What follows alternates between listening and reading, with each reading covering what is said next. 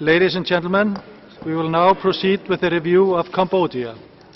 In accordance with the Resolution 5/1, the review is based on the national report, as well as the compilation of UN information and the summary of stakeholders' information, both prepared by the OHCHR. I now have the honor to give the floor to His Excellency Mr. Keo Remy, President of the Cambodian Human Rights Committee, to introduce the report. Your Excellency, you have the floor. Thank you, Mr. Vice President. Mr. Vice President, allow me to introduce my colleague. I'm here with Excellency Naisamal, Permanent Representative of Cambodia to the UN in Geneva. Excellency Edradi, Vice President of Cambodian Human Rights Committee. Excellency Chin Malin, the Vice President, and also representative from the Ministry of Justice. Excellency Kataon, the member of CHRC, Cambodian Human Rights Committee. Excellency Monhon, representative from Ministry of Interior. Excellency Mawana from Ministry of Labor. Excellency Mansachet and Kumswandi, both representative from Ministry of Social Affairs. Excellency Soksuken and Excellency Semviria, representative, the both representative from the Ministry of Foreign Affairs. And Excellency Nguyen Chinlin Polan, representative from the Ministry of Information. Mr. Vice President, distinguished delegate, Excellency, ladies and gentlemen, it is our great pleasure and honor today to attend the 32nd session of the UPR Working Group Interactive Dialogue and at the beautiful and historical city of Geneva. Today, I wish to highlight that my statement will focus on three main aspects. Firstly, the achievement that Cambodia has attained so far in regard to the promotion and protection of the human rights. Secondly, further concrete steps to strengthen democracy, rule of law, and human rights in Cambodia. And finally, the commitment of the government in fulfilling its obligation to promote, protect, and respect human rights and fundamental freedom. This year marked the 40-year anniversary of the Cambodia liberation from the genocidal Pol Pot regime. It was the regime under which the human rights of all Cambodians, including the right to life, were totally deprived. Emerging from the bloodline of life and death in 1979, the government resolved and has remained committed to protect Cambodians and not allowing the possibility of falling again into such dark and atrocious time of genocide and crimes against humanity, as well as endless interventionist armed struggle, achieving the basic human rights that every citizen is entitled to was and still remain today the first and foremost important task for the government. Cambodia, previously well known as an insecure place, a dangerous minefield, is now a country that enjoys full peace, a popular destination in Southeast Asia, welcoming millions of tourists every year, and a cultural showcase. Cambodia, previously well known for armed struggle, for power and changes of governments, is now a country that firmly respects the principle of liberal multi-party democracy by regularly holding free, fair, and just elections that allow its citizens to choose the country leadership. A state governed by rule of law that firmly adhere to legal principle, and sovereign state of full independence and territorial integrity. The Paris Peace Accord of the 1991 ended the decades-long civil war of attrition in Cambodia. However, it was not until 1998 that the full peace came to prevail all over the country under the win-win policy of Prime Minister Samdech Hun Sen. With this full peace come development. Economically speaking, Cambodia, previously perceived as economically underdeveloped country, mired in poverty and food insecurity, is now a food exporting country. One of the fastest growing economy in the world and a great performer in terms of poverty reduction and improvement in social indicators. The World Bank gave evaluation that Cambodia growth has been pro-poor. Cambodia has made significant progress in attaining the Millennium Development Goals. Since 1990, the country has more than half extreme poverty and maternal mortality, achieved nearly universal primary education enrollment, and made significant progress in combating HIV/AIDS. Cambodia grew at the average rate of the 7% in the last 2 decades and became a lower middle income economy in 2016. Cambodia will likely transit out of its least developed country status after 2025 if it can maintain this growth rate.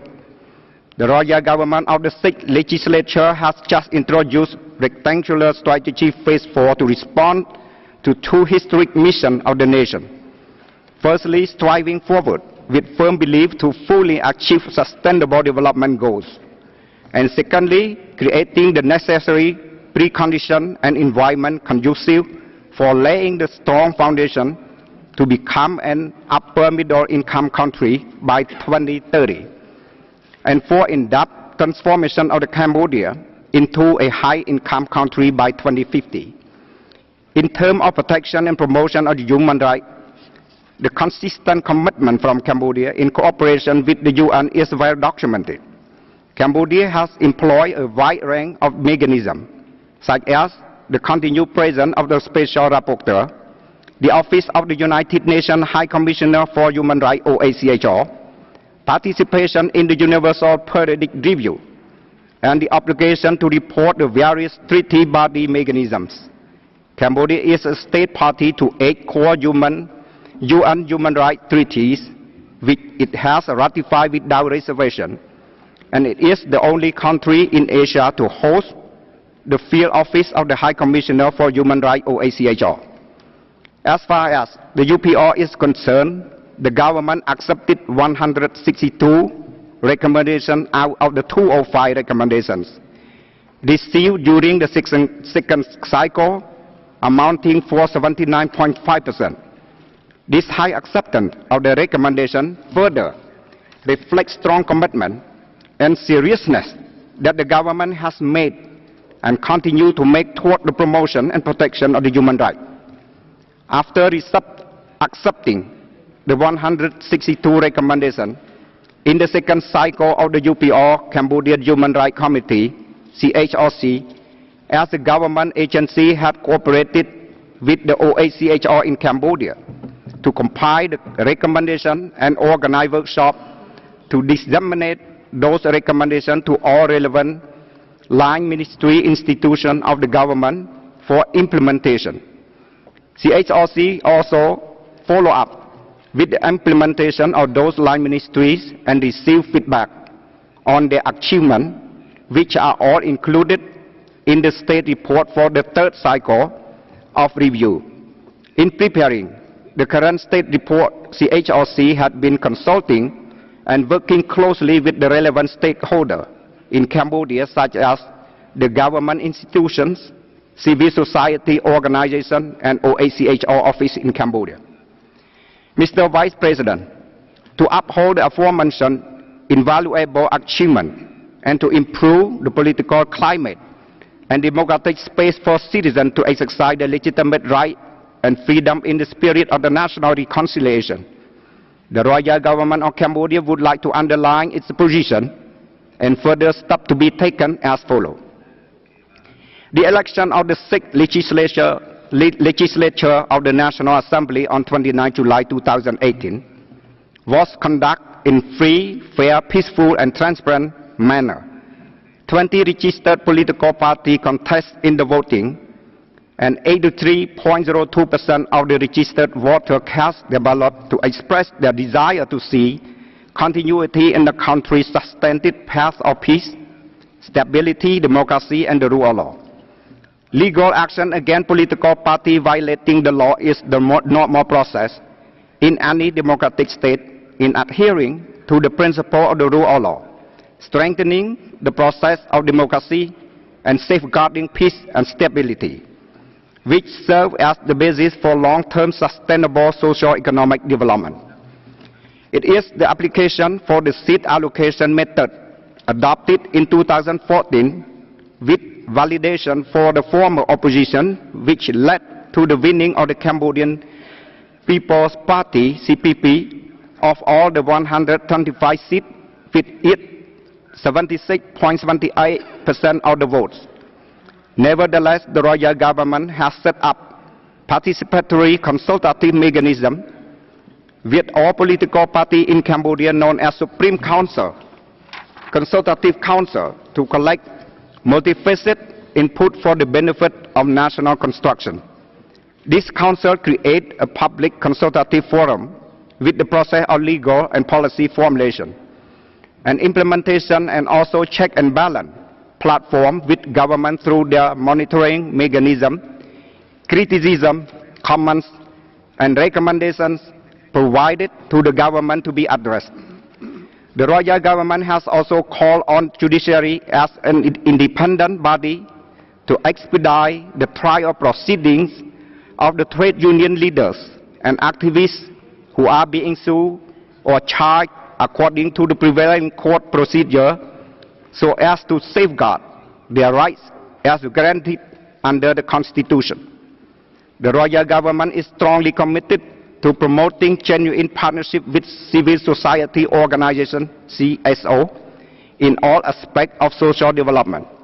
Cambodia wishes to refer to several positive points raised by UN Special Rapporteur Professor Rona Smith in her end of mission statement dated 8 November 2018.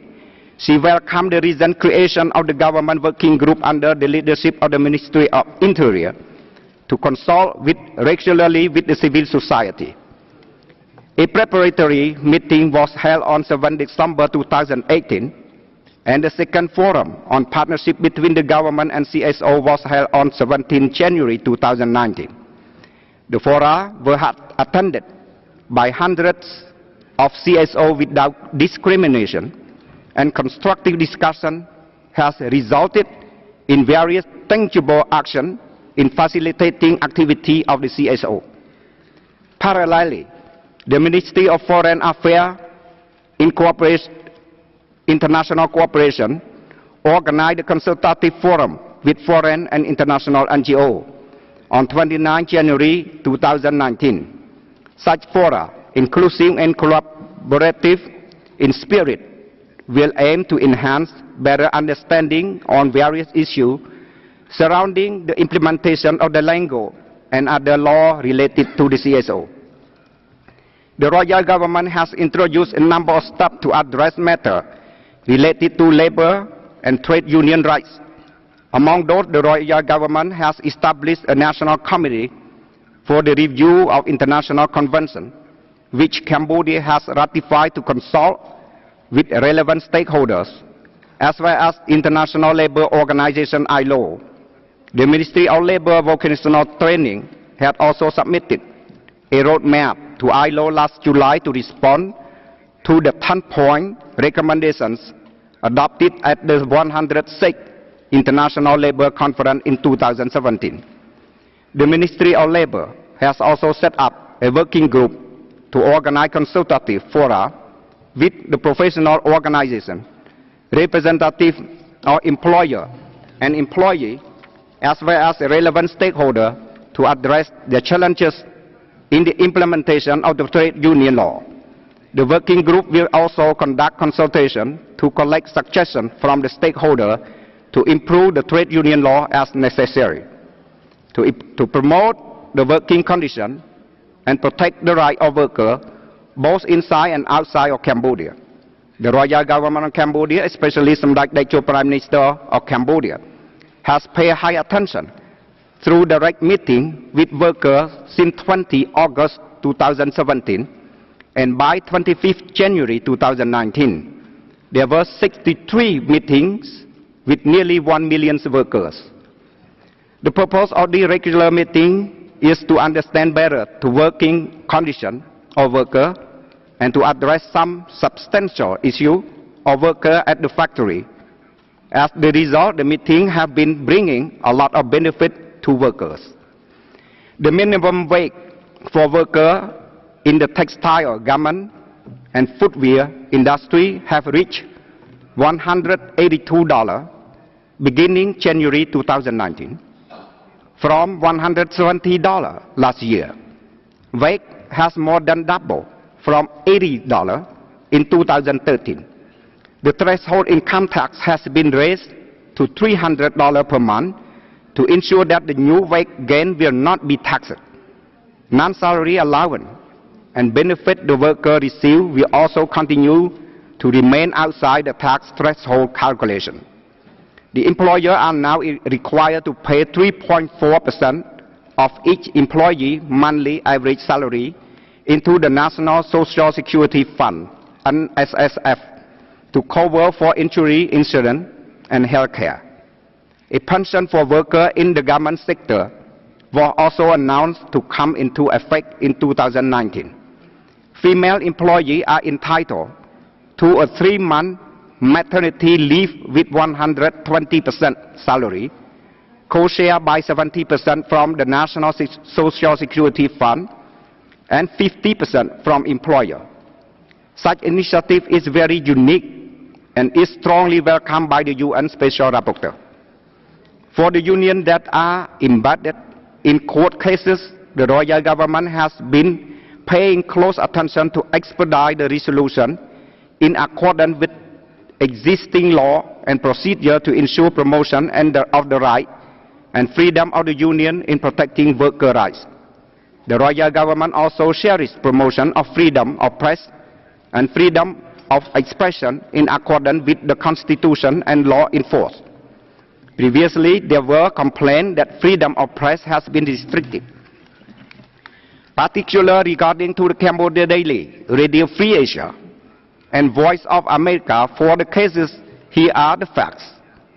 The Cambodia Daily shut down its publication on its own due to its failure to fulfill tax obligation in accordance with the law on taxation. In the event that such liability are legally met, the newspaper can resume its operation.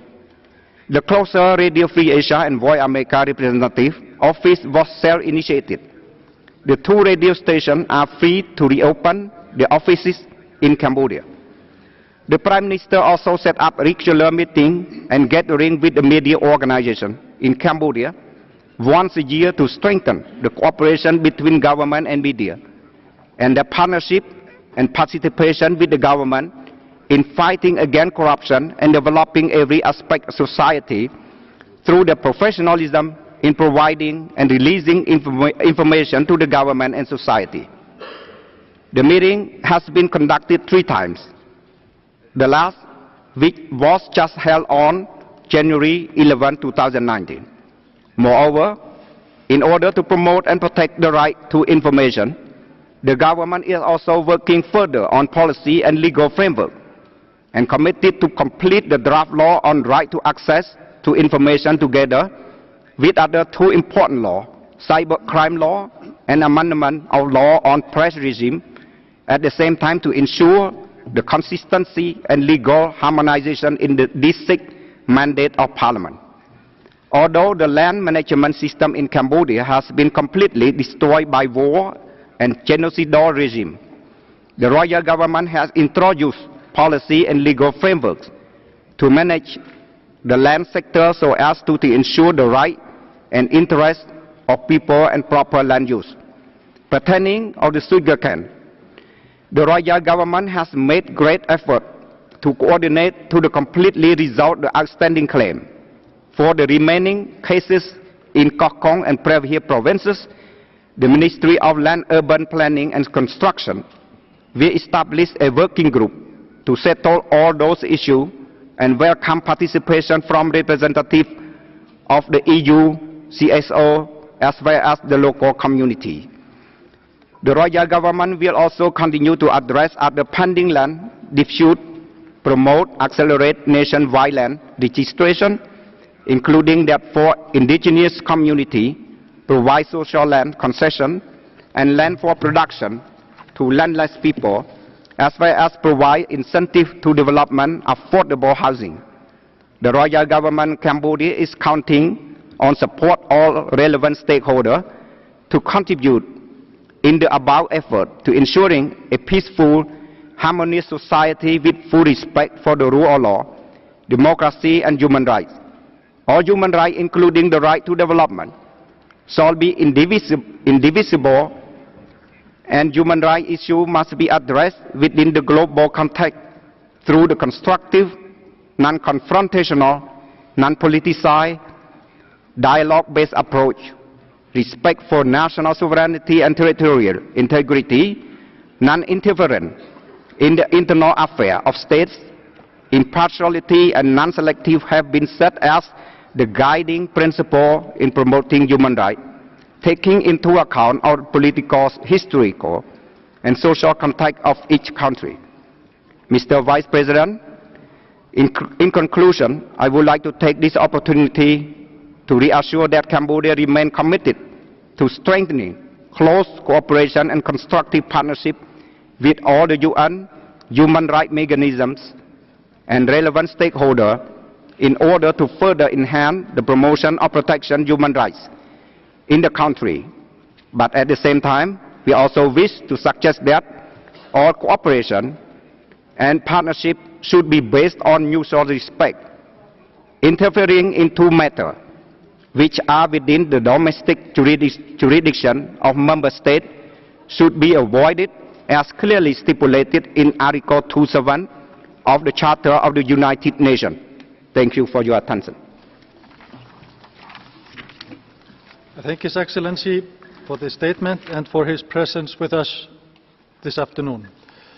We shall now begin with our interactive dialogue. Before giving the floor to delegations for their questions and comments, I would like to remind you that the speaking time will be 1 minute and 30 seconds for all. I invite all delegations to adhere to the established time limit, as I would prefer to avoid interrupting the speaker. Again, as your statements will be interpreted, please deliver them at a reasonable pace. As was mentioned earlier, I urge states to prevent any act of intimidation or reprisal against individuals and groups who cooperate or have cooperated with the United Nations and its representatives and mechanisms in the field of human rights. It is crucial to ensure adequate protection against such acts.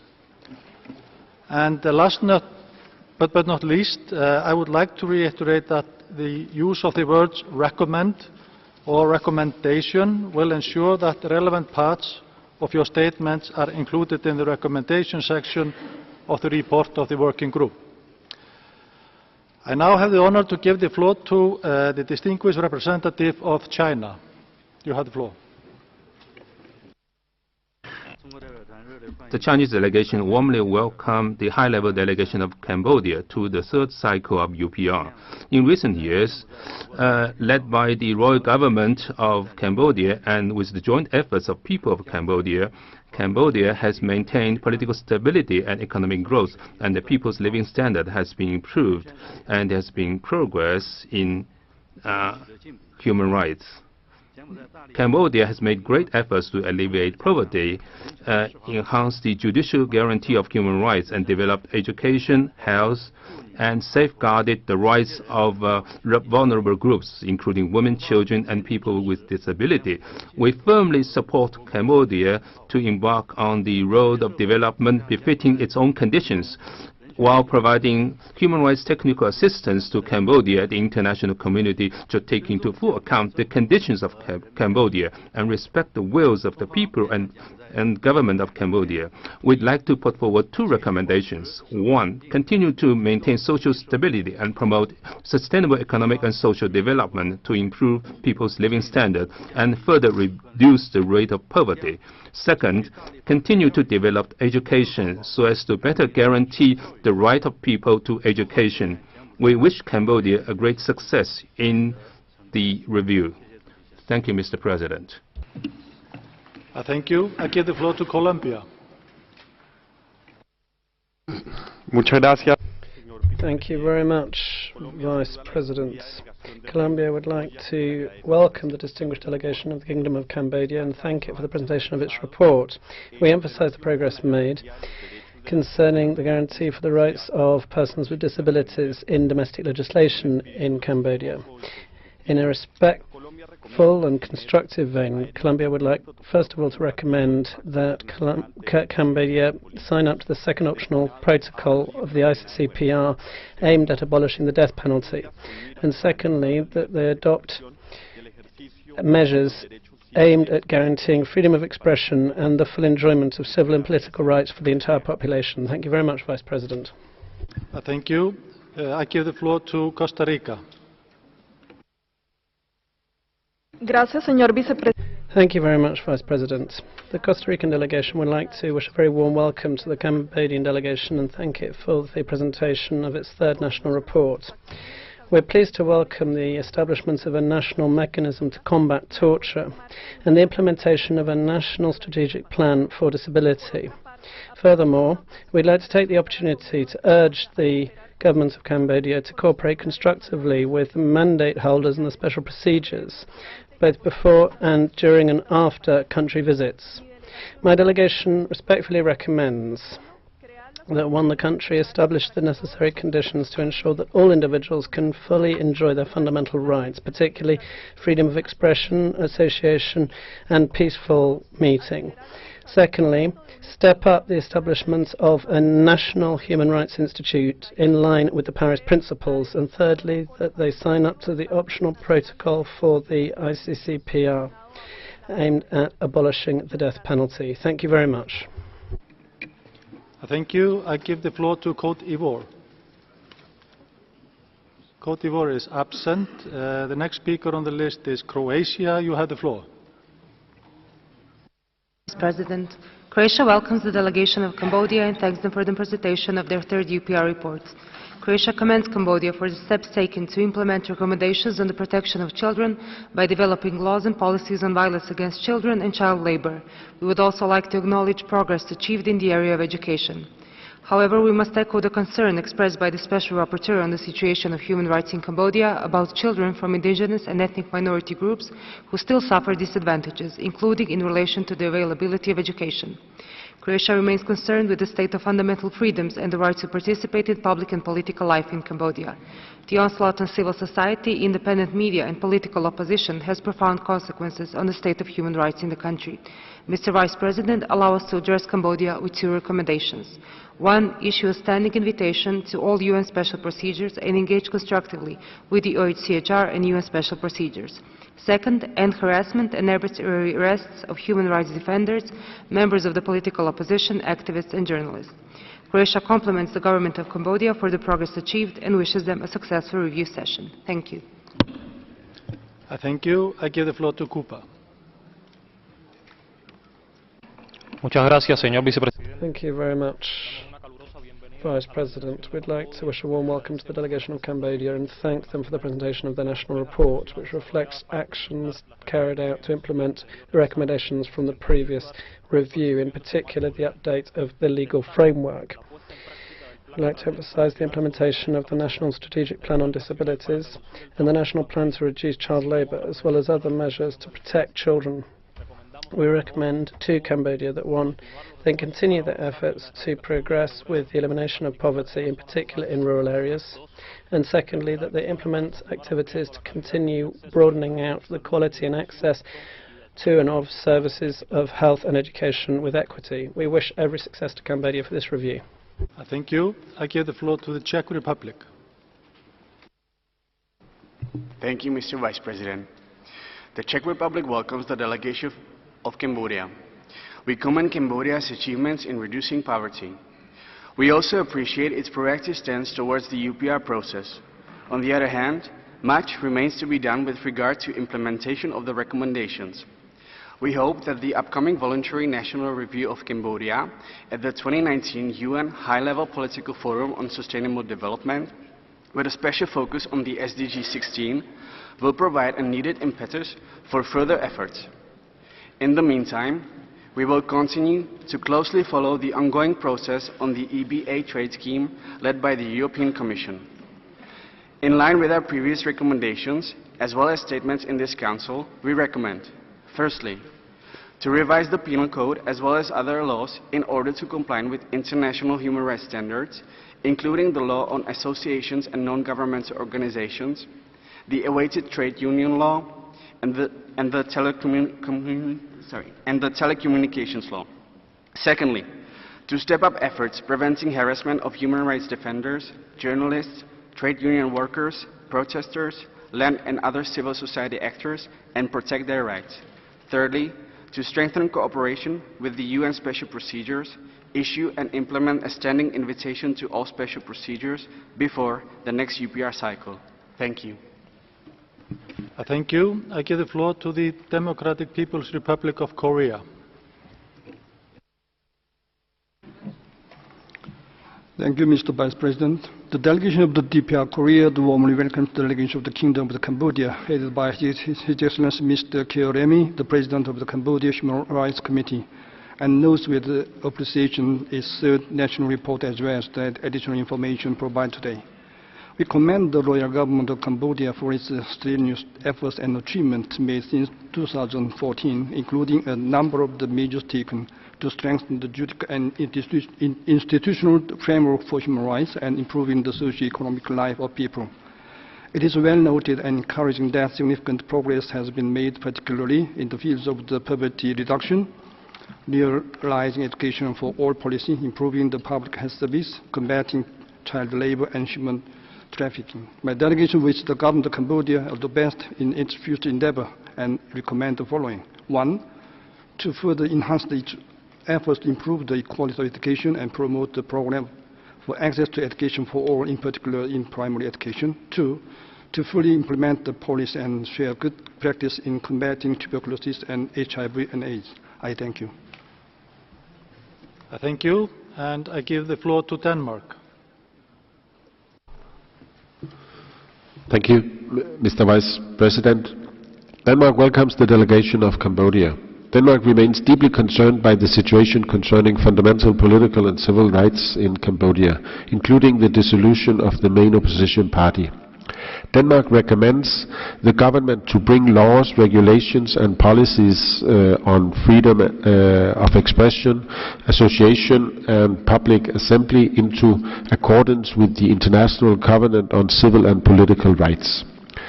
The Cambodian constitution recognizes the right to education and children's rights. Unfortunately, girls leave school earlier than boys and thereby lag behind in education. Better educated girls and women tend to contribute substantially to social development and enable better health care and education for their children, should they choose to become mothers. Denmark therefore recommends the government to develop concrete measures aimed at ensuring the effective retention of girls in school. Denmark wishes Cambodia a successful review. I thank you. Thank you. Next speaker is Egypt. You have the floor. شكرا سيد نائب الرئيس. يرحب وفد مصر بالوفد رفيع المستوى لكمبوديا ويهنئها على تقديم التقرير الوطني ويثمن الجهود التي تقوم بها الحكومة لتعزيز وحماية حقوق الإنسان. كما نثمن الموافقة على إنشاء مؤسسة وطنية مستقلة لحقوق الإنسان والجهود الحثيثة في مجال دعم استقلال السلطة القضائية وترسيخ سيادة القانون، فضلا عن جهود حماية وتعزيز حقوق institution, and also to issue a national plan for 2014-2018. Egypt's delegation would like to submit the following recommendations. 1.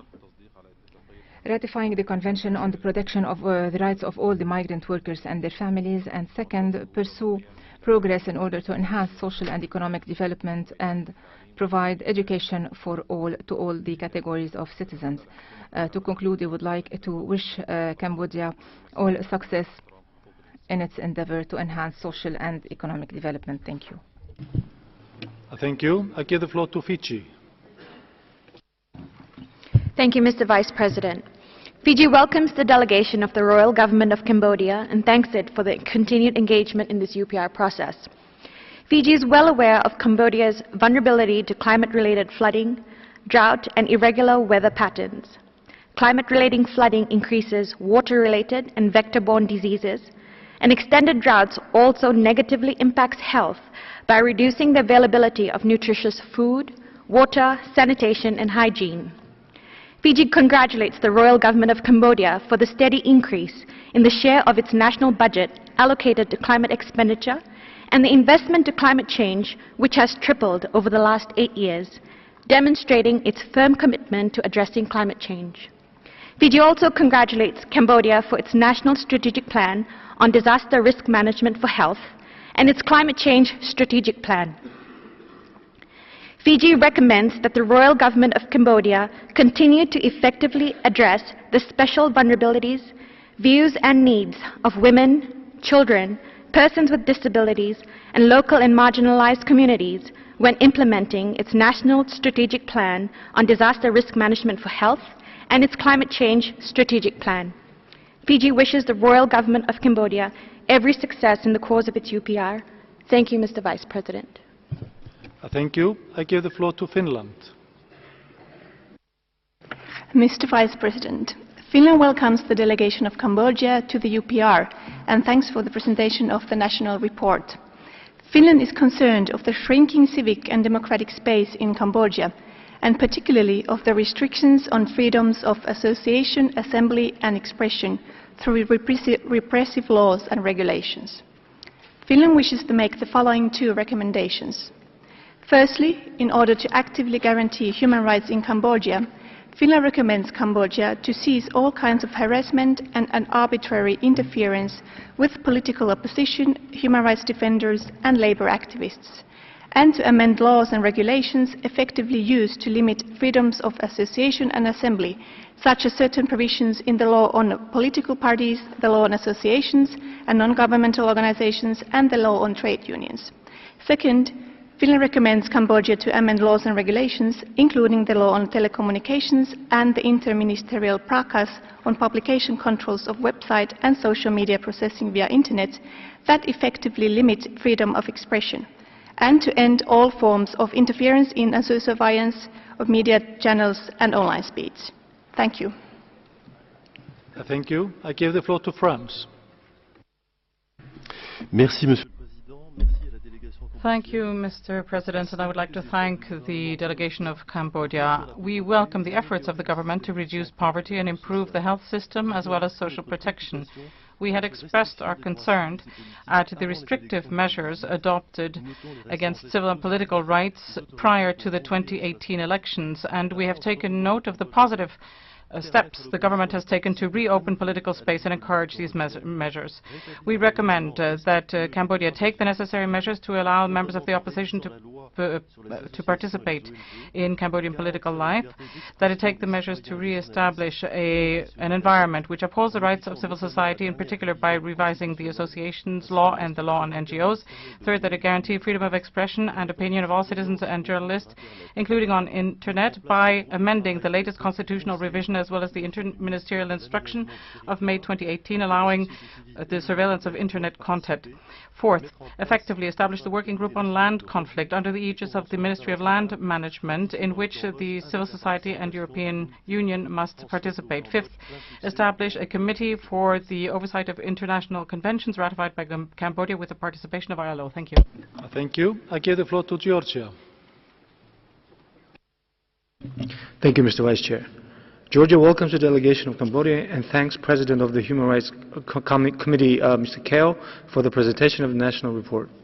We know the adoption of laws strengthening judiciary system's independence and encourage the Kingdom of Cambodia to continue a reform process in this direction. We positively view the establishment of National Anti-Torture Independent Mechanism, which works in line with OPCAT and cooperates with the UN Subcommittee Against Torture in the Asia-Pacific. And we encourage the government to further expand the cooperation with the United Nations. Georgia appreciates that the Royal Government has taken steps to protect rights of persons with disabilities, in line with the National Disability Strategic Plan. With this, Georgia would like to recommend to the Royal Government, first, to accelerate procedures for the adoption of the draft law on the establishment of national human rights institution in accordance with the Paris principles. And second, to intensify efforts to combat trafficking persons, including women and children. We wish the delegation of Cambodia a very successful UPR. Thank you. Thank you. I give the floor to Germany. I thank you, Mr. Vice President. We welcome the delegation of Cambodia.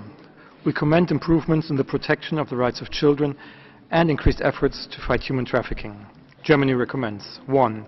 Seize excessive powers of the executive branch to influence the work of judges and prosecutors by amending the law on organization of the courts, the law on the statute of judges and prosecutors, and the law on the organization and functioning of the Supreme Council of the Magistracy. 2. In consultation with affected stakeholders and civil society, amend the law on political parties and the law on associations and non-governmental organizations (NANGO) to bring them into line with international human rights obligations. 3.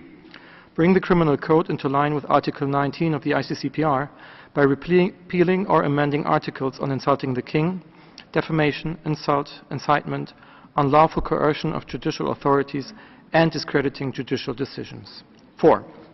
Ensure freedom of expression on the Internet by revoking the Interministerial Decree number 170 on publication controls of websites and social media processing via the Internet. And 5. Issue a standing invitation to the UN special procedures and cooperate constructively with the Special Rapporteur on Human Rights in Cambodia and with the OHCHR. We wish you a successful UPR. I thank you, Mr. Vice President. Thank you. I give the floor to Greece. Mr. Vice President, Greece welcomes the delegation of Cambodia to the 32nd session of the UPR Working Group.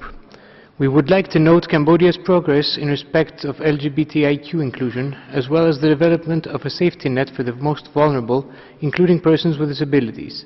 However, we cannot but express our deep concern for the important worsening of the overall human rights situation in the country. Greece has a long-standing position as regards the rights of journalists. Greece therefore recommends that Cambodia create an enabling environment for a free and pluralistic media, including by ceasing judicial harassment against journalists and abuse of tax regulations to harass media outlets and associations. Greece also recommends that Cambodia 1. Revoke trade union registration and reporting requirements that result in the restriction of the freedoms of association, assembly and expression. 2. Amend LANGO to bring it in line with Cambodia's obligations under the ICCPR. 3. Create the conditions for genuine multi-party democracy in the country and for free and fair elections to take place. 4. Establish regional appeals courts in accordance with the law on organization of courts and ensure their proper operationalization by 2023. Thank you, Mr. Vice President. Thank you. I give the floor to Haiti. Haiti is absent. The next speaker on my list is Honduras. You have the floor. Thank you very much, Vice President. Honduras welcomes the distinguished delegation from Cambodia and thanks it for the report. We congratulate it for progress made and results obtained in the implementation of the recommendations received during previous UPRs and recognize the ratification of 8 key human rights treaties. We welcome the voluntary commitments of Cambodia and these have been done in a spirit of cooperation. In that same spirit, we would like respectfully to recommend that 1. They consider signing up to the international instruments and human rights instruments it is not yet party to. Secondly, that it redouble efforts aimed to promote tolerance, particularly for the special procedures, and 3. That it strengthen the measures aimed at preventing and combating trafficking in persons. Finally, we'd like to reiterate our support for all of the actions of Cambodia taken under this UPR, and we wish them every success. Thank you. Thank you. I give the floor to Iceland. Thank you, Mr. Vice President. Iceland welcomes the delegation of Cambodia. Iceland welcomes the royal government's positive steps towards promoting human rights and its consistent support for the Khmer Rouge Tribunal. Iceland makes the following recommendations. 1. Introduce an anti-discrimination law which guarantees and explicitly prohibits all kinds of discrimination, including on the basis of sexual orientation, gender identity, and sex characteristics. 2. Introduce a gender recognition law. 3. Amend the Constitution to ensure marriage equality for same-sex couples. 4. Abolish the discriminatory prohibition on women remarrying within 120 days following a divorce or annulment. 5. Align laws such as the law on associations and non-governmental organizations, the trade union law, the law on political parties, and the telecommunications law with international obligations. 6. Repeal provisions of the criminal code which can be used to restrict the freedoms of expression, assembly, and association, and decriminalize offenses such as defamation.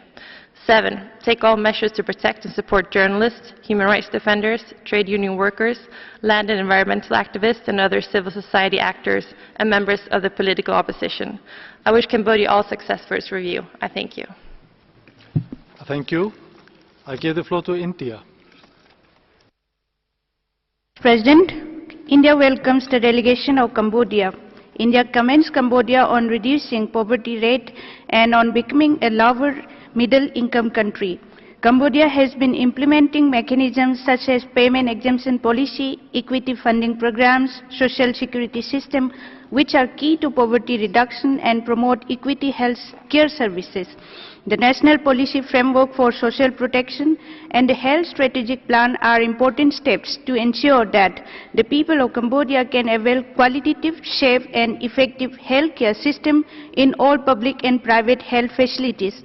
The progress made by Cambodia in the primary and secondary education and ensuring high enrollment of girls in higher education are commendable. India appreciates various measures taken by Cambodia for promotion and protection of the rights of persons with disabilities.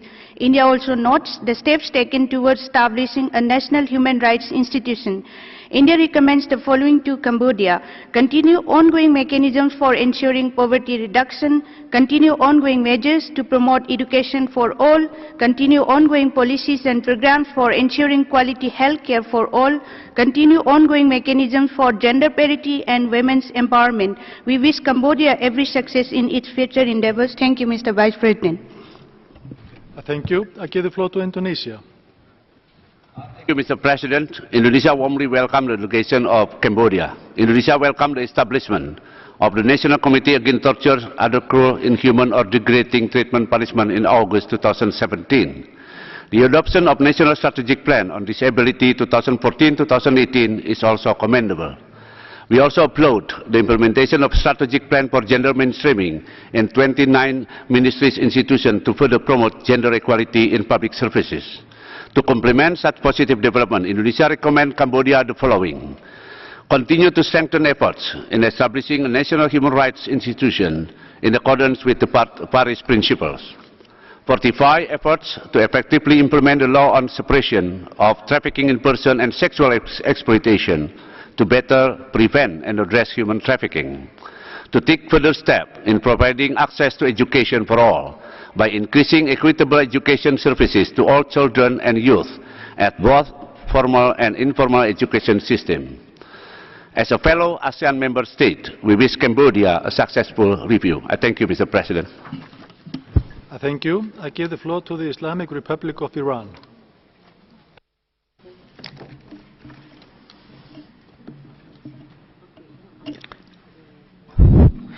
Thank you. Thank you, Mr. Vice President. I would like to welcome the members of the delegation of Cambodia and thank them for the implementation of the recommendations of the second cycle. My delegation commends the efforts of the government to promote human rights in terms of education and the training of law enforcement officials and civil servants. We witness in the country some positive steps in the area of human rights, such as creation of the National Committee Against Torture and the Cambodian Human Rights Committee, enactment of the Administration of Criminal Justice Act in 2015, and the efforts to combat trafficking in persons, especially women and children. Despite the progress made, we would like to make the following recommendations: to continue its efforts to improve its healthcare infrastructure in general and easier access to public health system and maternal services for women in particular, to reduce poverty among persons, to to reduce poverty among persons with disabilities and access to National Social Security Fund in the coming years, to increase the efforts to achieve economic and social rights of the people, particularly through sustained economic growth and social inclusion. My delegation wishes Cambodia every success in the process. Thank you, Mr. Vice President. Thank you. I give the floor to Iraq. شكرا السيد نائب الرئيس. يرحب وفد جمهورية العراق برئيس وأعضاء وفد كمبوديا المشارك لتقديم تقريرها الثالث، ويقدر الجهود المبذولة في إعداده. Mr. President, the implementation of Cambodia of the recommendations of the previous UPR reflects its willingness to improve the situation of human rights in the country. We have noted with satisfaction the developments in that country, and we consider that organizing training sessions for law enforcement officers and for judges will contribute to achieving these goals and will also reduce the poverty rates. And Iraq would like to submit the following recommendations. 1. Pursuing the efforts aiming at establishing the National Institution for Human Rights according to the Paris Principles. 2. Intensifying the efforts aiming at preventing human trafficking. And 3. Overcoming the obstacles hindering the access of women victims of violence to justice. To conclude, we wish Cambodia all success in this UPR. Thank you. Thank you. I give the floor to Ireland. Thank you, Mr. Vice President. Ireland warmly welcomes the delegation of Cambodia and thanks it for its presentation today. Ireland acknowledges Cambodia's efforts to advance human rights domestically and commends areas of progress made since the last UPR cycle, including work in preventing human trafficking through the signing of the ASEAN Consensus on the Protection and Promotion of the Rights of Migrant Workers. Ireland makes the following recommendations to the Cambodian authorities. 1. That Cambodia adhere to international standards on the independence of institutions, notably the Judiciary and the National Election Commission, to ensure that electoral processes are free, fair and transparent. 2. To create conditions conducive to free political debate and competition with a view to rebuilding a democracy in which the media and civil society, including human rights defenders, can freely carry out their work without interference or hindrance as recommended by Ireland in the previous cycle, and in particular to ensure that their work is not hindered by restrictions on the freedoms of assembly or expression, either online or offline. We wish Cambodia every success with this UPR cycle. Thank you. Thank you. I give the floor to Italy. Italy welcomes the distinguished delegation of the Kingdom of Cambodia and thanks for the national report and today's presentation. Italy seizes this occasion to present the following recommendation. Strengthen efforts to protect the rights of the most vulnerable groups, such as women, children and persons with disabilities, also in order to prevent and combat child labor and sexual exploitation, as well as other forms of violence, including domestic violence. Protect the rights of human rights defenders and bring laws, regulation and policy on freedom of expression, association and assembly into accordance with international obligations. Step up efforts in land matters, including through the effective and transparent implementation of measures to tackle land evictions and provide with fair compensation to victims of land grabbing, particularly indigenous people. Continue to implement measures to strengthen the independence of both the judiciary and the media. Engage constructively with all UN special procedures. We wish Cambodia a successful review. Thank you. Thank you. I give the floor to Japan. Thank you, Vice President. Japan warmly welcomes the Cambodian delegation. Japan would like to submit 2 recommendations. First, to promote dialogue among the political actors, freedom and rights of the people and the democratic process in order to unite the people towards development. In this process, ensure an environment in which the rights of all political actors, the civil society, the media and others are respected and their activities are not constrained. Second, to further advance judiciary reforms and establish an independent justice system that is trusted and utilized by the people. To this end, make maximum use of the extraordinary chambers in the courts of Cambodia as a model. As regards the current situation, Japan welcomes Cambodia's recent extension of the MOU with the OHCHR office in Phnom Penh. We also look forward to concrete actions to be taken based on the government's recent statement on further steps to strengthen democracy and political space so that democracy in Cambodia will progress steadily. Japan also expects Cambodia to strengthen oversight and control regarding entities involved in dispatching workers overseas, including to Japan, so that inappropriate brokers will be excluded. Thank you, Vice President. Thank you. I give the floor to the Lao People's Democratic Republic. Mr. Vice President, the Lao People's Democratic Republic warmly welcome the high-level delegation of Cambodia to the 32nd session of the UPR Working Group and commends for its comprehensive national report on human rights. Laos sincerely commends the government of Cambodia for the achievements made in efforts to eliminate discrimination against women and promote gender equality through the development and implementation of legal frameworks, policy, action plans, and programs. We also commend Cambodia for the remarkable progress made in the education sector. In this connection, Laos has 3 recommendations. First, continue to upgrade quality and efficiency of education services and all general vocational and skill training schools. Second, continue to implement gender equality policy by mainstreaming gender in all sectors and programs. And third, strengthen roles and status of women and promote and protect child rights and disability persons in the society. We wish Cambodia every success in its UPR. I thank you, Mr. Vice President. Thank you. I give the floor to Latvia. Thank you, Mr. Vice President. Latvia welcomes the delegation of Cambodia and thanks it for presenting national report. Latvia notes measures taken by the royal government of Cambodia in the field of promotion and protection of human rights since the previous review and encourages further efforts in fulfilling human rights obligations and commitments. Latvia notes received visits from the Special Rapporteur on the situation of human rights in Cambodia and accepted visit requests by the Special Rapporteur on the rights of persons with disabilities and independent expert on protection against violence and discrimination based on sexual orientation and gender identity. However, Latvia notes with regret the lack of cooperation with other special procedure mandate holders of the Human Rights Council. Latvia would like to reiterate following recommendations. 1. Strengthen cooperation with the special procedures of the Human Rights Council by responding positively to the pending visit requests by the special procedure mandate holders, and eventually consider extending a standing invitation to all special procedures mandate holders. 2. Continue exploring possibilities to extend its international commitments by ratifying the optional protocols to the ICCPR. Latvia wishes to the delegation of Cambodia success in the review. I thank you. Thank you. I give the floor to Lithuania.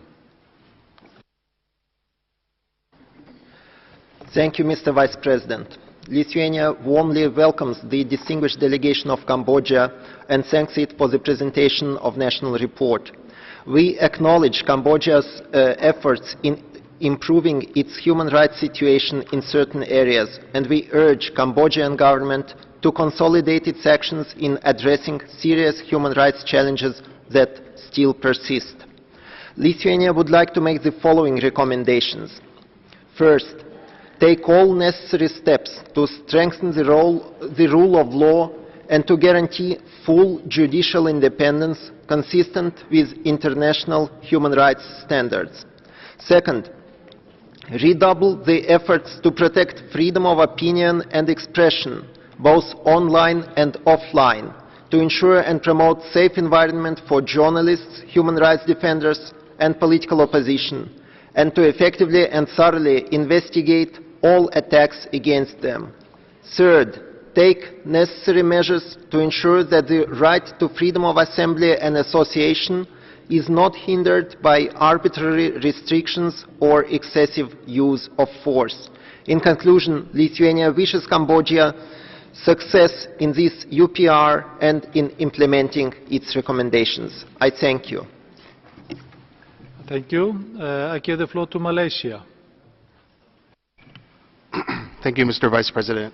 Malaysia warmly welcomes the delegation of the Kingdom of Cambodia to the 32nd session of the UPR Working Group and congratulates them for the presentation of their national report.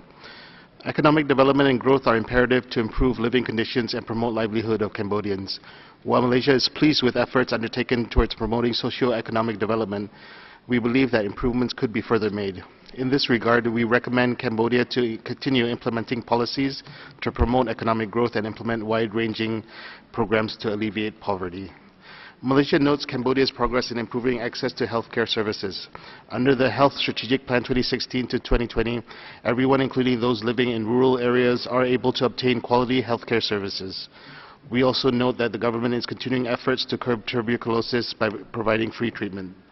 Malaysia recommends that these efforts to be sustained and relevant policies aimed to total eradication of tuberculosis to be fully implemented.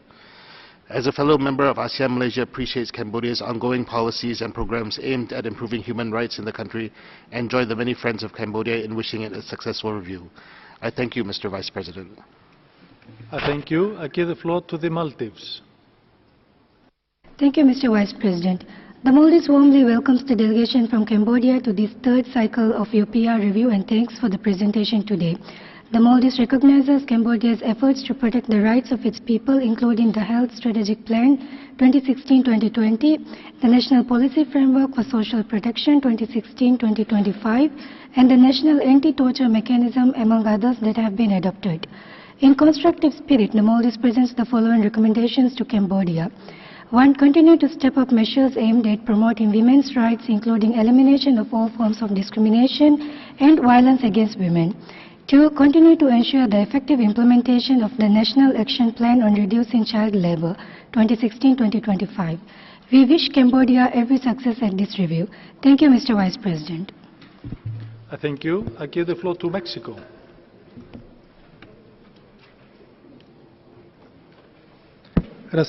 Thank you very much, Vice President. We wish a very warm welcome to the distinguished delegation of Cambodia and thank them for the presentation of their report.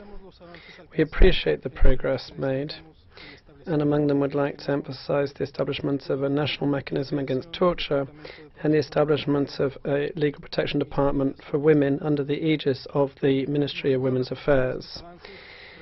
In the hope of strengthening this progress, we respectfully recommend 1. The establishment of an independent national human rights institution in line with the Paris Principles. Secondly, strengthening the efforts made to ensure birth registration of all those born in Cambodia, including minorities and those populations in zones difficult to access, such as border communities. Thirdly, that they sign up to the second optional protocol of the ICCPR and that they take steps to abolish the death penalty. And fourthly, that in consultation with civil society organizations, they adopt comprehensive legislation and policy aimed at combating discrimination and violence for reasons of sexual orientation or gender identity, and that they guarantee its implementation through all public bodies, in particular in the educational, health and labour sectors. We wish every success to Cambodia during this review. Thank you. Thank you. I give the floor to Montenegro. Thank you, Mr. Vice President. Montenegro welcomes the distinguished delegation of Cambodia. We commend the continuous efforts of the government to improve the human rights situation by adopting laws and strategies, as well as by conducting the trainings and campaigns for all representatives of the state authorities across the country. We welcome the efforts of the government to strengthen the protection of children's rights, particularly street children and orphans. However, we noted concerns of some UN treaty bodies over the sexual exploitation of children and urge the government to investigate all cases of child sex and orphanage tourism and convict offenders. We welcome the government's commitment to promote women's rights and eliminate all forms of discrimination against women through a Good Men campaign and trainings to improve safety at work. We are concerned about the persisting cases of violence against women, including lack of investigations and prosecutions of those cases, as many victims choose informal mediation. We urge government to investigate all cases of domestic and gender-based violence. Montenegro recommends first to ratify the optional protocol to ICCPR aiming at the abolition of the death penalty, and second to explicitly criminalize the recruitment and use of children under the age of 18 into armed conflicts and non-state armed groups. We wish to the distinguished delegation of Cambodia a successful outcome of this UPR cycle. I thank you. Thank you. I give the floor to Myanmar. Mr. Vice President, my delegation would like to welcome the delegation of Cambodia, led by the President of the Cambodian Human Rights Committee, and thank them for the presentation of the UPR report. We commend Cambodia for successful implementation of the recommendations. We are encouraged by significant developments in poverty reduction, promotion of gender equality and equity, education and healthcare. In the spirit of cooperation, we wish to recommend to pursue a health strategic plan 2060-2020 of the Ministry of Health of Cambodia in order to ensure that citizens obtain full-fledged healthcare services. Continue implementation of relevant laws to ensure that all citizens have access to free primary and secondary education at public schools, and that all citizens could receive schooling for at least 9 years. As a fellow member of ASEAN, we wish Cambodia every success in this review. I thank you, Mr. Vice President. Thank you. I give the floor to Nepal. Thank you, Mr. Vice President. Nepal warmly welcomes the delegation of Kingdom of Cambodia and commends the presentation of its comprehensive national report. We appreciate Cambodia for developing strategies for fulfilling the obligations of the core human rights conventions and its continued efforts in fulfilling the recommendations of the last UPR cycle. The steps Cambodia has taken towards promotion and protection of human rights are noteworthy. My delegation applauds Cambodia's success in reduction of poverty and uplift of the living standards of the people, which will have beneficial impacts on the realization of human rights. Cambodia has already set the grounds for graduation from LDC status, and in this respect we wish for all success in its vision to attain the higher middle income country status by 2030. We also note that Cambodia is focusing on future-oriented programs such as education for all in order to increase opportunities for all children and youth in an inclusive manner. While wishing Cambodia a successful UPR, my delegation makes following recommendations to the government of Cambodia for its consideration.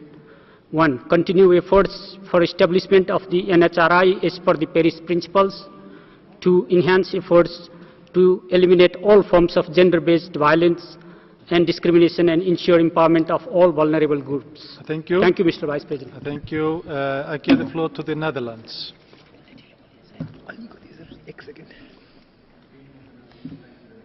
Kingdom of Cambodia for the presentation of its national report.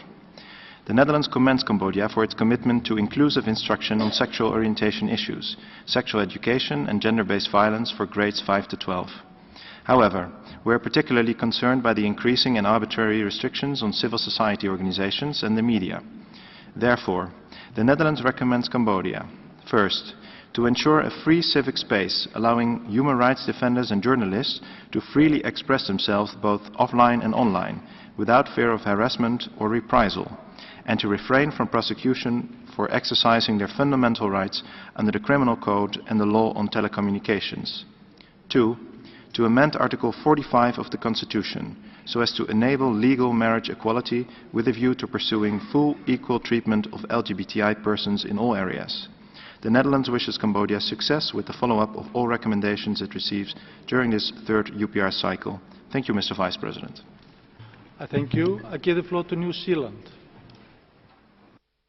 Thank you, Mr. Vice President. New Zealand welcomes recent steps taken by Cambodia to release some political prisoners in September 2018 and to partially relax the bans on 118 CNRP politicians. However, as we have discussed with Cambodia, New Zealand continues to have significant ongoing concerns about the political situation in Cambodia. We encourage further steps to restore democratic values and full respect for the rights to freedom of expression and peaceful assembly. Specifically, New Zealand recommends the following: that Cambodia immediately and unconditionally release all remaining political prisoners and opponents and drop all charges against them, including the full release of opposition leader Kem Sokha. That the government of Cambodia fully implement the recommendations of the latest report of the Special Rapporteur on the situation of human rights in Cambodia, including the addendum from the OHCHR, and that Cambodia amend the law on political parties, the trade union law, and the law on association and non-governmental organizations, so as to bring them into line with Cambodia's international human rights obligations in consultation with affected stakeholders and civil society. We thank the delegation for their participation today. Thank you, Mr. Vice President. Thank you. I give the floor to Nicaragua. Nicaragua is absent. The next speaker is Norway. You have the floor. Thank you, Mr. Vice President. Norway welcomes Cambodia's participation in the UPR mechanism. We remain concerned about democratic developments, including the recent elections and the treatment of human rights activists. Norway recommends that Cambodia 1. Restores democratic and political space, ensuring participation for political parties, civil society and independent media. 2. Immediately releases from custody any individual detained for their peaceful exercise of freedom of expression and assembly, and drop all criminal charges against these individuals. 3. Completes the process of judicial reform, safeguarding independence and impartiality of the court system, court personnel and judges in accordance with international standards. 4. Intensifies efforts to improve human rights for women and combat human trafficking, domestic violence and exploitation of women and children. I thank you. Thank you. I give the floor to Pakistan. Thank you, Mr. Vice President. Pakistan warmly welcomes the delegation of Cambodia for presentation of its national report. We note with appreciation the significant efforts of Cambodia to eliminate discrimination against women and to promote gender equality and equity through development and implementation of various laws, policies, action plans and programs. My delegation recommends the government of Cambodia to 1. Continue its efforts to ensure provision of equitable education services to all children through both formal and informal education systems. 2. Take steps to promote access to free education and healthcare services, especially in rural areas. 3. Continue to implement gender equality policy to ensure gender mainstreaming in all sectors and programs. 4. Continue to take measures ensuring poverty eradication and access to health and education services. We wish Cambodia a successful review. I thank you, Mr. Vice President. Thank you. I give the floor to the Philippines. Thank you, Mr. President. The Philippines welcomes warmly the delegation of Cambodia, our fellow ASEAN member, to this UPR session. We acknowledge Cambodia's plans to localize the Sustainable Development Goals and believe that this is a positive step in the promotion of the socio-economic rights of those belonging to the vulnerable sectors to ensure inclusive development. We welcome Cambodia's initiative to institutionalize consultations with civil society organizations. As a member of the Platform for Human Rights Education and Training, the Philippines commends Cambodia's efforts to promote human rights awareness through education and training programs. In a constructive spirit, the Philippines presents the following recommendations. 1. Continue efforts to enhance the participation of persons with disabilities. 2. Further strengthen programs to address discrimination against women and girls and to promote gender equality. 3. Continue to effectively implement the law on suppression of trafficking in persons and sexual exploitation. And 4. Consider ratification of the International Convention on the Rights of All Migrant Workers and members of their families. In closing, the Philippines sincerely wishes Cambodia all success on its third UPR. Thank you, Mr. President. Thank you. I give the floor to Portugal. Mr. Vice President, Portugal welcomes the delegation of Cambodia and the steps taken for the fulfillment of the right to health.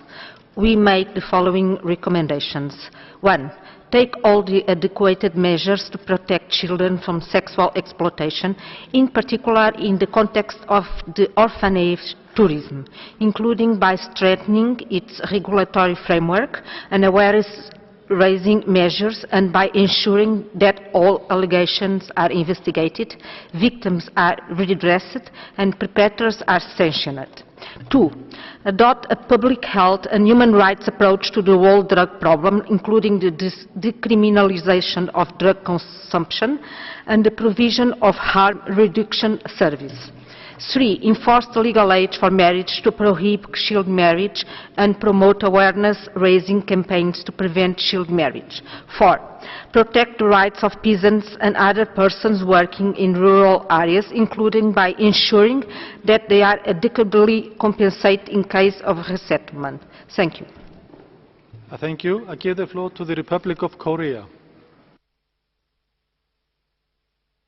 The Republic of Korea warmly welcomes the delegation of Cambodia and thanks for comprehensive presentation of its national report. Impressed by the recent economic growth of Cambodia and its impact on the poverty reduction, the Republic of Korea commends Cambodia for its efforts to realize SDGs. We are also encouraged by actions and measures to protect and promote the rights of women and children, laborers and persons with disabilities. Establishing the National Committee Against Torture in 2017, strengthening efforts to combat against human trafficking, and expanding budget for public health service are noteworthy as meaningful progress since the last UPR. As Cambodia is moving toward an upper middle income country, we believe Cambodia continues to strengthen its efforts to share the benefits of economic growth with more and more people and to prioritize the human rights in seeking the SDGs. Having said, the Republic of Korea offers the following 2 recommendations. First, continue to exert existing efforts to make democratic space more inclusive. 2, continue efforts to ensure universal and free basic education with inclusive measures, in particular for vulnerable groups. The Republic of Korea wishes Cambodia all the success during the next cycle and all the best in seeking the SDGs. Thank you. Thank you. I give the floor to the Republic of Moldova. The Republic of Moldova welcomes the delegation of Cambodia to the 32nd UPR Working Group meeting. We acknowledge Cambodia's effort to increase people's access to justice, in particular with initiatives such as the establishment of the National Committee Against Torture in accordance with the optional protocol to the Convention Against Torture. We welcome the measures to prevent gender-based violence against women and the improvement of women's access to the justice system, including by establishing the Department of Legal Protection for Women within the Ministry of Women's Affairs. The Republic of Moldova commends these efforts and encourages the government of Cambodia to implement additional measures to ensure effective access to justice for women. In this sense, we recommend the following. 1. Conduct comprehensive investigations of cases of domestic and sexual violence and ensure that perpetrators are prosecuted and victims are adequately compensated. 2. Provide mandatory trainings on the prosecution procedures of cases of gender-based violence for law enforcement and judicial officials. The Republic of Moldova wishes Cambodia success in its UPR. Thank you. Thank you. I give the floor to the Russian Federation. Thank you. Mr. Vice President, we thank the delegation of Cambodia for the report presented. We note the efforts of the government to combat extreme poverty, to provide for sustainable development and improve access to health and education. We are well aware of the difficult context in which the government of Cambodia is called upon to resolve complex issues relating to capacity building in the area of human rights. We welcome the determination of Cambodia to find solutions by actively involving civil society organizations. This is the right approach, which is likely to accelerate the attainment of tangible results. It is clear that Cambodia must continue to work towards the Sustainable Development Goals in the 2030 Agenda. In this area, too, we recommend that efforts be stepped up to ensure the social and economic rights of the citizens of the country. We note the steps of the government to protect women and children from domestic violence. In this context, we would like to recommend to Cambodia that it reform the national legislation with a view to strengthening the protection of women and children against family violence. Thank you. Thank you. I give the floor to Senegal. Merci, Monsieur le Vice-président. Thank you, Mr. Vice President. The delegation of Senegal would like to extend a warm welcome to the delegation of Cambodia and thank it for the comprehensive presentation of its national report under the third UPR cycle. Senegal welcomes the efforts made by the Kingdom of Cambodia to strengthen the rule of law, in particular by providing for the independence of the judicial system as attested to by the holding of orderly and fair trials, upholding the rights and obligations of parties. Advances in fighting against child labor are also commendable and are in keeping with the commitments undertaken during the previous UPR. My delegation welcomes this progress and makes the following recommendations. 1. Complete the land reform to facilitate access, use and the development of land for individuals and small and medium-sized enterprises. Second, build up human and financial resources to ensure school enrollment for all at the primary and secondary levels. We wish the best of success to Cambodia in the implementation of the recommendations it will accept. Thank you. I give the floor to Serbia.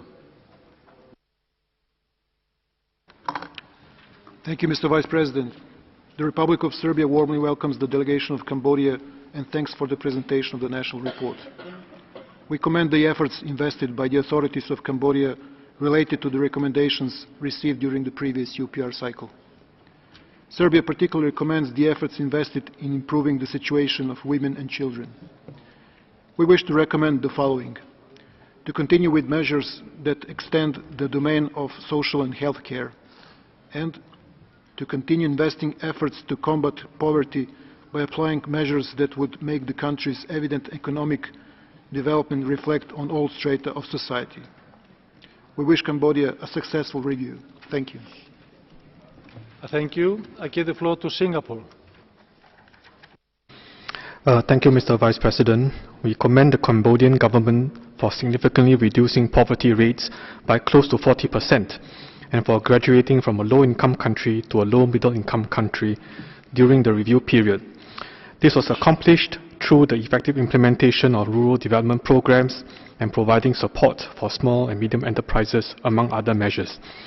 We also commend the Cambodian government's efforts for improving access to healthcare services and their public health outcomes, including the significant decline in child mortality rates and the decline in HIV prevalence in the adult general population.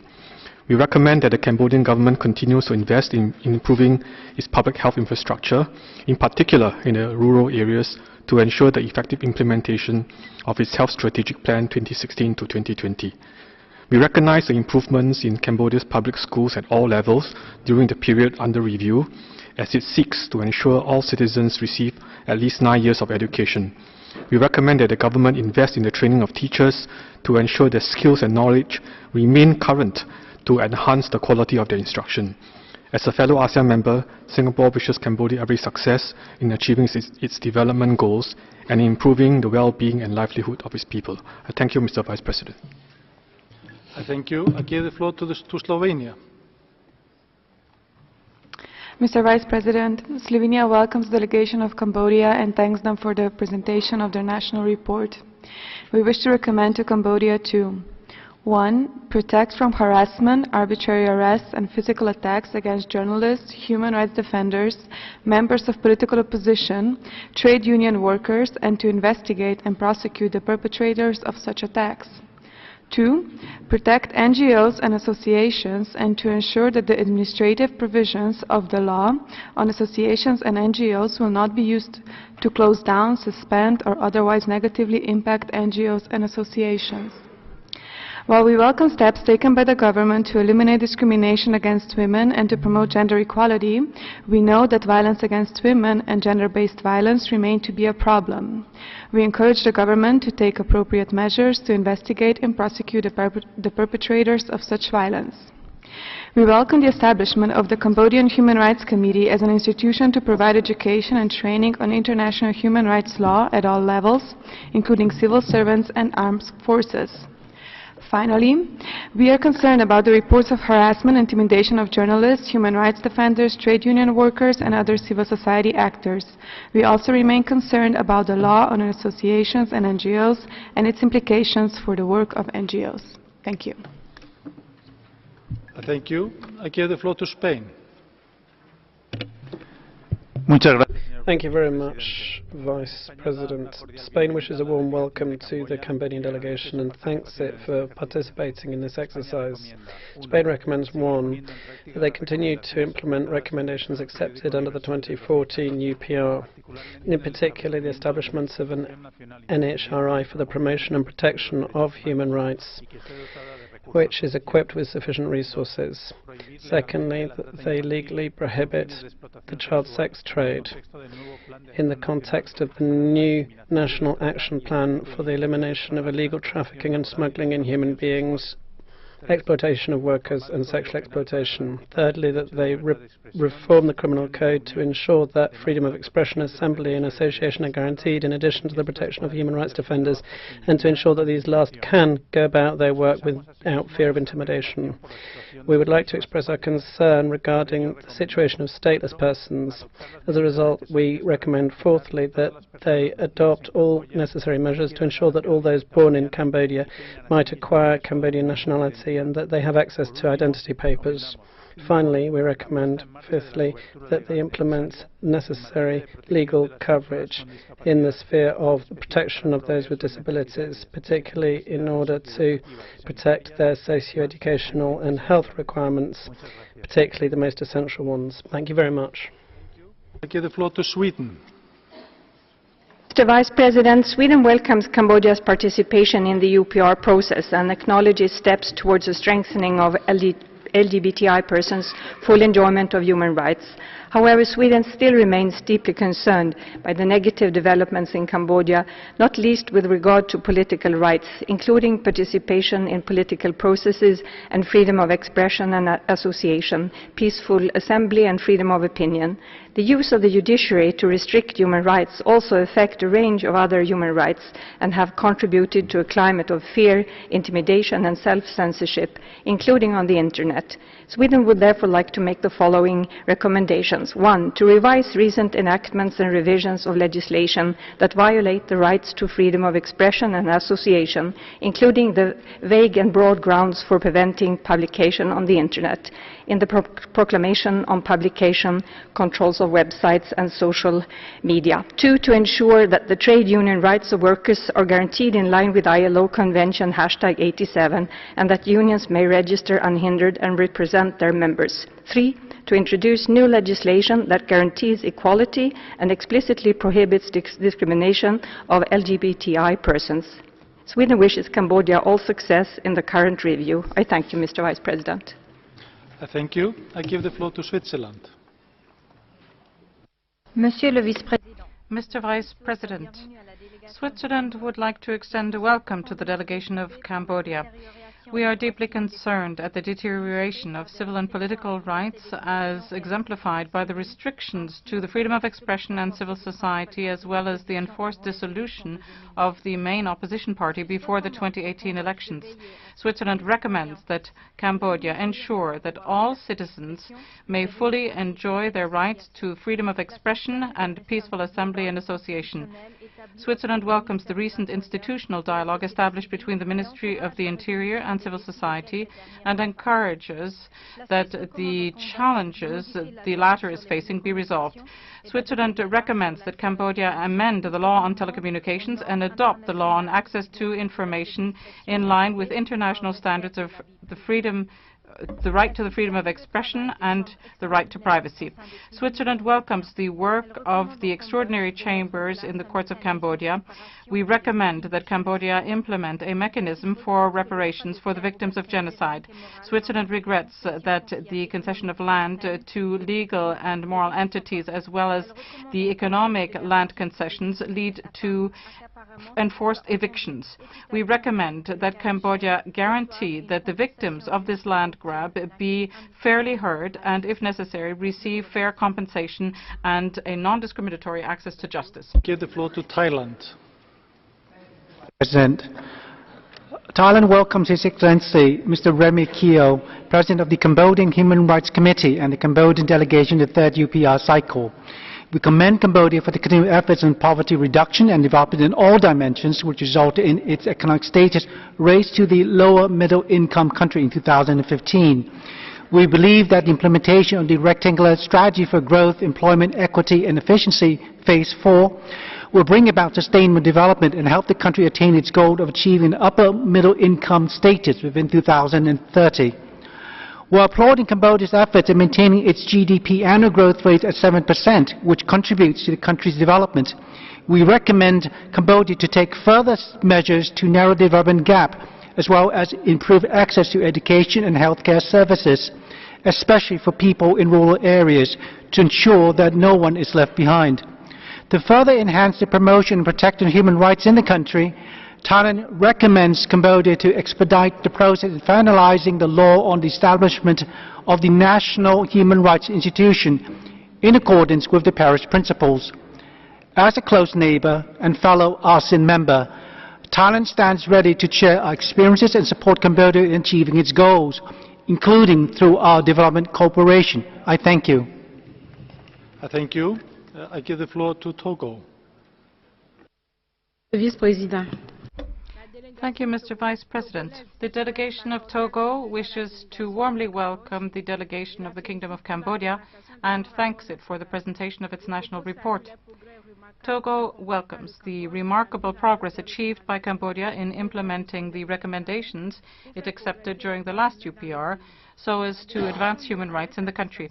My delegation notes with satisfaction that there has been an improvement in economic and social rights, in particular the right to health, to social protection, as well as an increase in the minimum wage, thanks to the current robust economic growth. Moreover, my country encourages the royal government to attach a greater priority to investments in human rights, and we would like to make the following recommendations. First, accelerate the drafting of a law to establish a National Human Rights Institute in line with the Paris Principles. Secondly, step up efforts to fight discrimination against ethnic and racial minorities and develop a national plan of action against racial discrimination. Third, reinforce the judicial mechanisms to fight sexual and family violence and human trafficking and carry out a program for awareness raising and education on these issues. Fourth, take measures to simplify the allocation of community land concessions to the indigenous peoples. We wish the Kingdom of Cambodia the best of success in the implementation of the recommendations. Thank you. Thank you. I give the floor to Tunisia. Thank you, Mr. Vice President. We would like to welcome the delegation of Cambodia and thank it for the presentation of its national report and the information it included. We welcome the legislations adopted since the last UPR, which aim to support the human rights legislative and institutional framework, particularly through setting up the national mechanism against torture, as well as developing national strategies to protect people with disability and supporting children in street situations and helpless children. We would like to make the following recommendations. First, maintain ongoing efforts to set up a national human rights mechanism in line with Paris Principles. Second, keep up efforts to ensure right to inclusive, free and mandatory primary education. Third, pursue efforts to combat trafficking in persons. In closing, we wish Cambodia success in this UPR. And thank you. I thank you. I give the floor to Turkey. President, we welcome the distinguished delegation of Cambodia and thank them for the comprehensive national report they have submitted and for their informative presentation. We commend the Cambodian authorities for their constructive engagement with the Special Rapporteur on the situation of human rights in Cambodia. We recognize that Cambodia is in a significant phase of development with strong economic growth and remarkable progress in poverty reduction. We are glad to observe that Cambodia has taken important steps towards reaching the UN Sustainable Development Goals. In this context, we recommend the government of Cambodia to continue its considerable efforts to promote and protect human rights through concrete commitment for good governance, transparency, public participation in the decision-making process and access to justice. In this regard, we welcome specifically the new instruction issued by the Ministry of Interior, which allows the NGOs to conduct their activities in accordance with Cambodian laws with full freedom, forming of the new Supreme Consultative Council established by the Royal Decree, which was created to mitigate the absence of an elected opposition in the National Assembly, and the latest amendment on the law on political parties that will create an appeal mechanism for the politicians who were banned from politics to return to their political activities. I thank you, Mr. Vice President. I thank you. I give the floor to Ukraine. Thank you, Mr. Vice President. Ukraine thanks the delegation of Cambodia for its national report.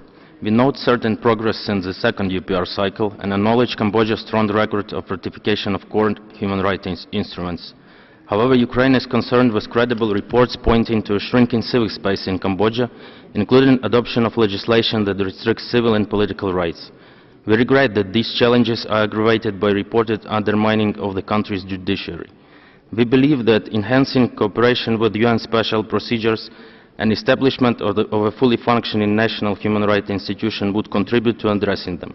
Thus, we recommend to comply with obligations under ICCPR in elaboration, implementation and revision of policy and legislation, to ensure accountability for human rights violations through independent investigations and prosecution of perpetrators, to finalize in an expedited manner the procedures related to establishment of a national human rights institution in line with the Paris principles, to issue standing invitation to all UN special procedures, to ratify the second optional protocol to the ICCPR on abolition of the death penalty. I thank you, Mr. Vice President. I thank you. I give the floor to the United Kingdom of Great Britain and Northern Ireland.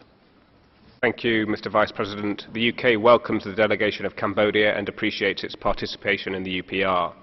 The UK is concerned by the human rights situation in Cambodia, particularly the shrinking of democratic space through the dissolution of the CNRP, the imprisonment of Kem Sokha, and the national election in July 2018, which lacked legitimacy.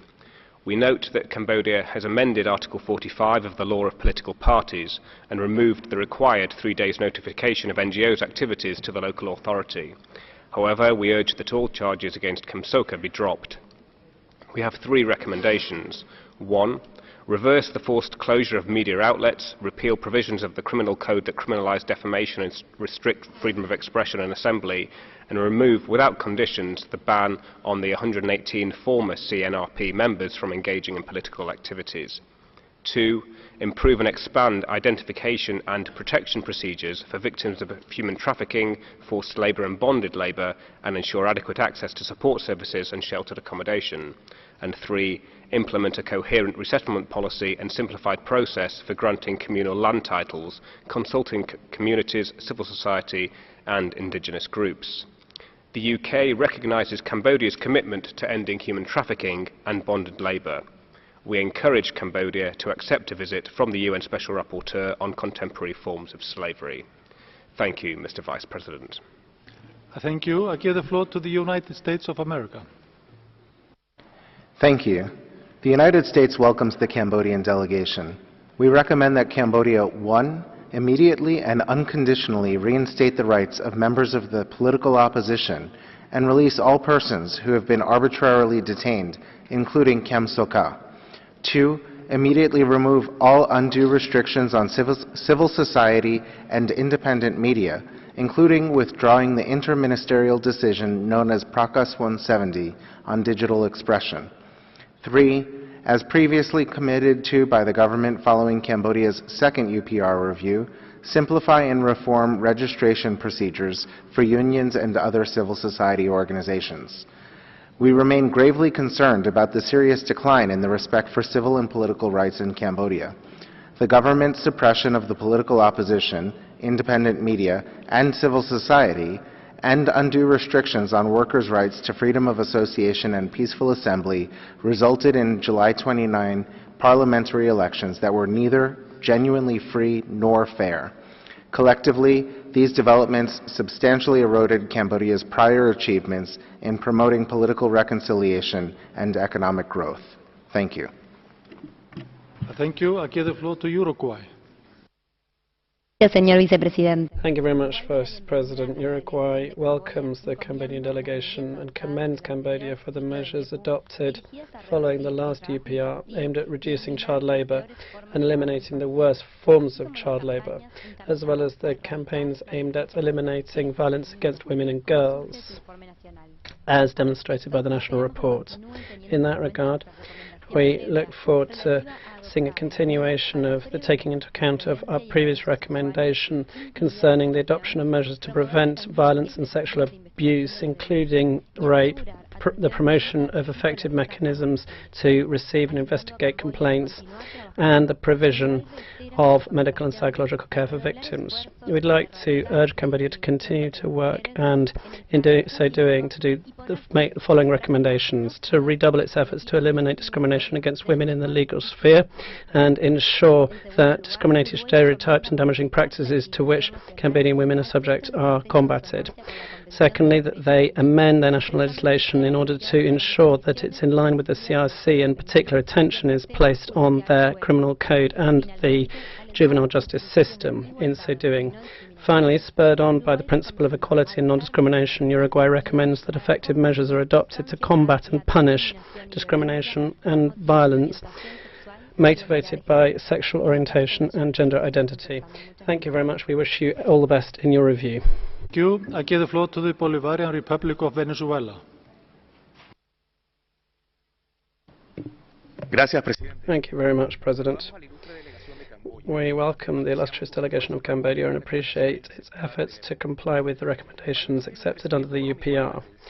The country has shown sustained annual economic growth of 7% in recent decades, and the poverty rate dropped from 53.2% in 2004 to 13.5% in 2015. The social security system has been strengthened to support vulnerable groups, including access to drinking water. The 2016-2020 Strategic Health Plan is among its target SDGs, and health centres increased from 96 in 2008 to 1,190 in 2017, and hospitals went from 84 in 2008 to 117 currently. The government is making concerted efforts to combat trafficking in persons, particularly women and children. In 2008, the law to eliminate trafficking in persons and sexual exploitation was approved, and the National Committee to Combat Trafficking in Persons was established. Cambodia has established universal coverage of primary education. Progress is underway in establishing an NHRI in line with the Paris Principles. We congratulate Cambodia and recommend that they continue to strengthen their apposite policies aimed at supporting its citizens, particularly the most vulnerable, and that they continue to step up activities aimed at combating trafficking in persons, in particular women and children, and they strengthen measures to detect, prevent and punish this crime. We wish them every success in their UPR. Thank you. Thank you. I now give the floor to His Excellency Mr. Keo Remy and his delegation to address observations and comments that have been raised so far. Your Excellency, you have the floor. Thank you, Mr. Vice President. I will respond to each question and comment in group categorized by issue. Related to national mechanism to coordinate the implementation of accepted UPR recommendation. Cambodian Human Rights Committee (CHRC) is a central agent of the government established to coordinate with other line ministry and other relevant stakeholders to compile the human rights report to be submitted to each UN treaty body and monitor to implementation of recommendations received from those treaty bodies. Other special procedure as well as UPR at those line ministry under initiative and supervision of the CHR, and for a better coordination in report writing tasks of monitoring mission on human rights implementation at other line ministry, the government issued a sub-decree on December 18, 2017, established an inter-ministerial working group which consists of all relevant governmental agencies with two levels, in decision-making process, political and technical level. In practice, CHRC is in charge of writing 5 main UN reports and monitoring implementation of those 5 main reports by other line ministry as following. UPR report, International Covenant on Civil and Political Rights report, International Covenant on Economic, Social and Cultural Rights report, International Convention on Elimination of All Forms of Racial Discrimination report, International Convention for Protection of All Persons from Enforced Discipline report. In addition to this, the government also established other central mechanism, right? Some other UN-specific report to be submitted to the UN treaty body and mechanism to monitor implementation of those reports as following. International Convention on Elimination of All Forms of Discrimination Against Women report by a Cambodian National Council for Women, Ministry of Women Affairs. International Convention on the Right of the Child report by Cambodian National Council for Children, Ministry of Social Affairs, Veteran and Youth Rehabilitation. International Convention on the Right of Persons with Disability report by Disability Action Council, Ministry of Social Affairs, Veteran and Youth Rehabilitation. International Convention Against Torture, other cruel, inhuman, degrading treatment or punishment report by National Committee Against Torture, other cruel, inhuman or degrading treatment or punishment, Ministry of Interior. United Nations Convention Against Corruption report by Anti-Corruption Unit. Related to draft law on access information, the Royal Government has officially permitted to establish the law on access to information. Ministry of Information has led and collaborated with the Swedish Embassy and UNESCO in Cambodia through the establishment of a joint technical working group consisting of state institutions, UN agency in Cambodia, CSO, professional, media, experts, academia, researcher, and development partner to draft the law on access to information. Currently, the draft law has been completed at a technical working group level, and it has been proceeded further to ensure legality and completeness in compliance with international standards and economic social situation of the Kingdom of Cambodia. And the next step is discussion at inter-ministerial meeting. This is a good model of legislative drafting process that involves all the stakeholders for consultation and implementation in the future. The government is committed to complete the draft law on right to access to information together with other two important laws, cybercrime law and amendment of law on press regime, at the same time to ensure the consistency and legal harmonization in this sixth mandate of Parliament. Related to sexual orientation, sexuality, education and gender-based violence, the Royal Government has made significant effort to eliminate discrimination against women and to promote gender equality and equity in Cambodia through the development and implementation of legal framework, policy action plan, and education program to address and respond to discrimination, violence against women and girls, to promote equality between men and women in the society. According to Rectangular Strategy Phase 4, the government has clear plan to promote gender equality, sexual orientation, sexuality education, to eliminate discrimination, gender-based violence as following. Mainstreaming gender equity in policy framework and national development plan, reducing gender gap in education, vocational training and the civil service, widening women entrepreneurship initiative, reducing domestic violence and sexual abuse against women and children, uplifting social morality, women dignity and Cambodian family, improving legal services for women and children, put in place and implemented the social protection policy framework 2016 to 2025.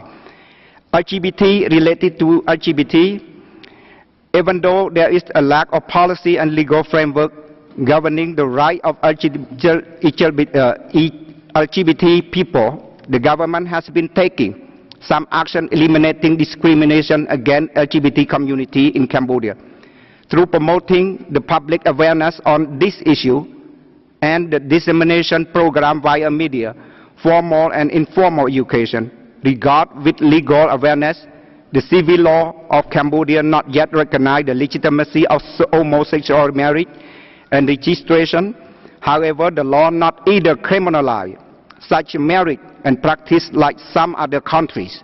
Such homosexual marriage is okay and very common in Cambodia society through traditional and cultural practices, as it's found that approximately 1,000 the same-sex couples have already been married with traditional party and ceremony.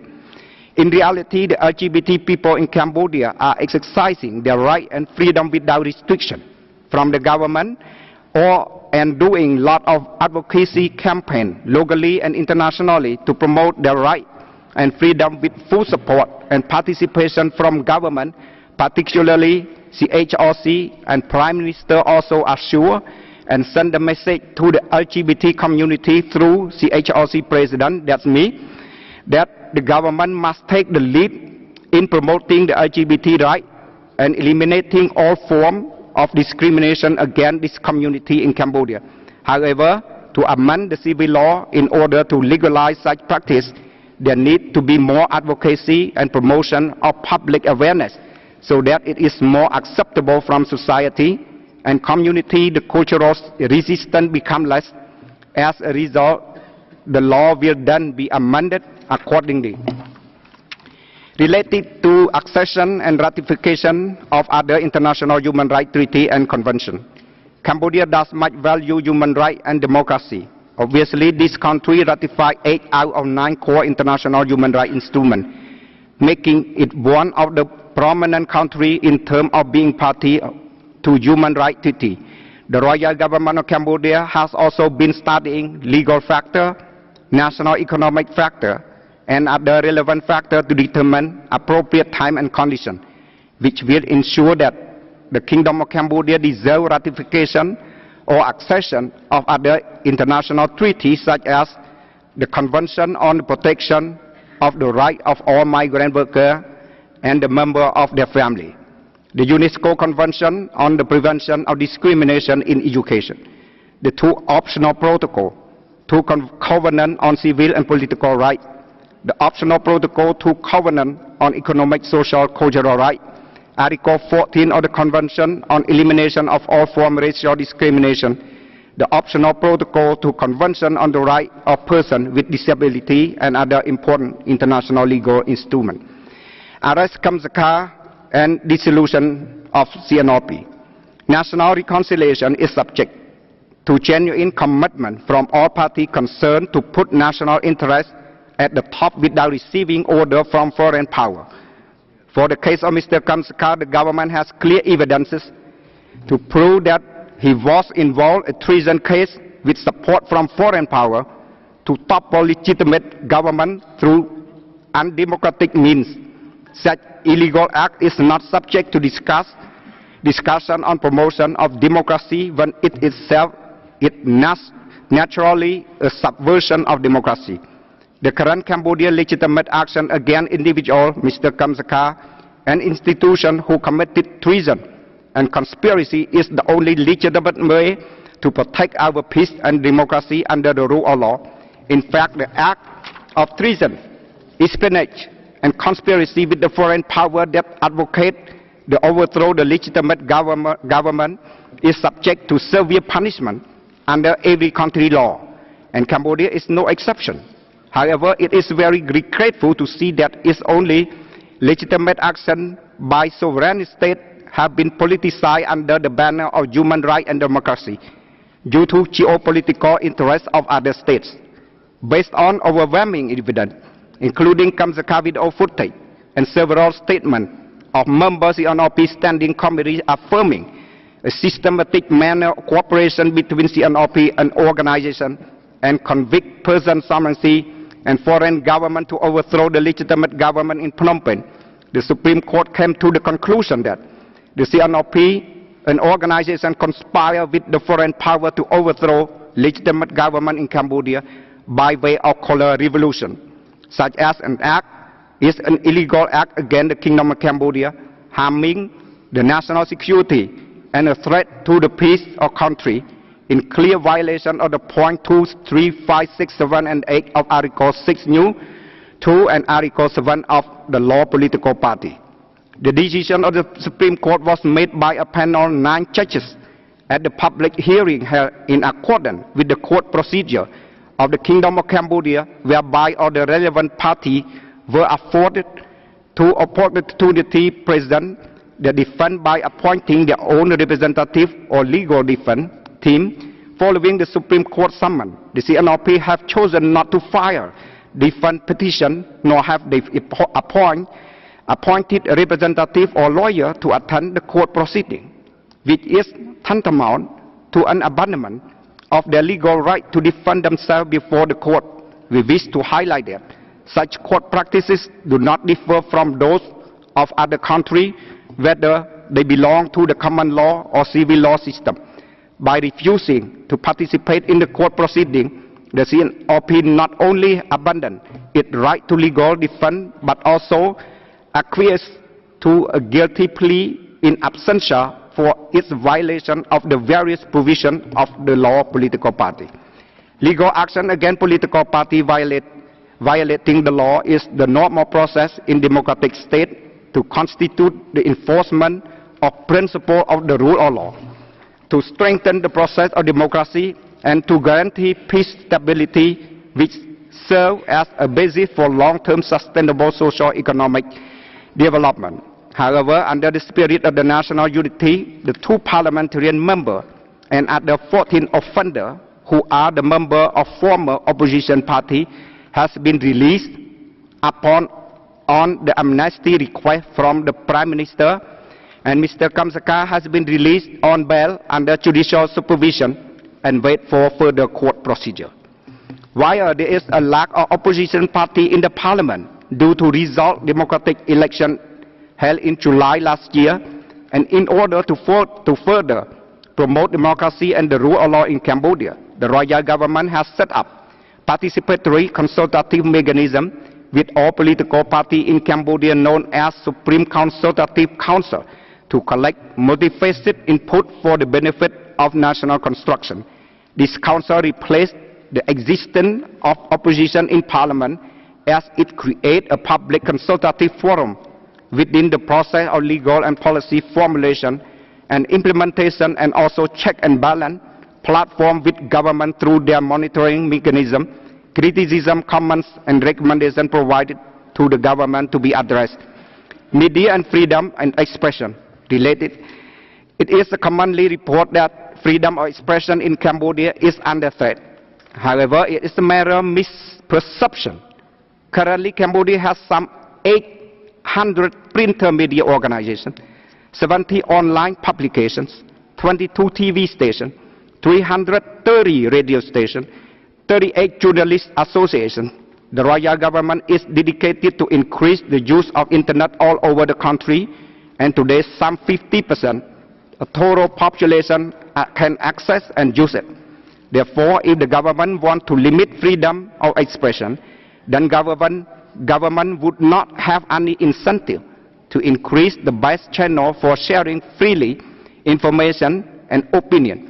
According to the Reporter Without Borders, in 2016, World Press Freedom Index, Cambodia ranked first among the 10 Asian countries.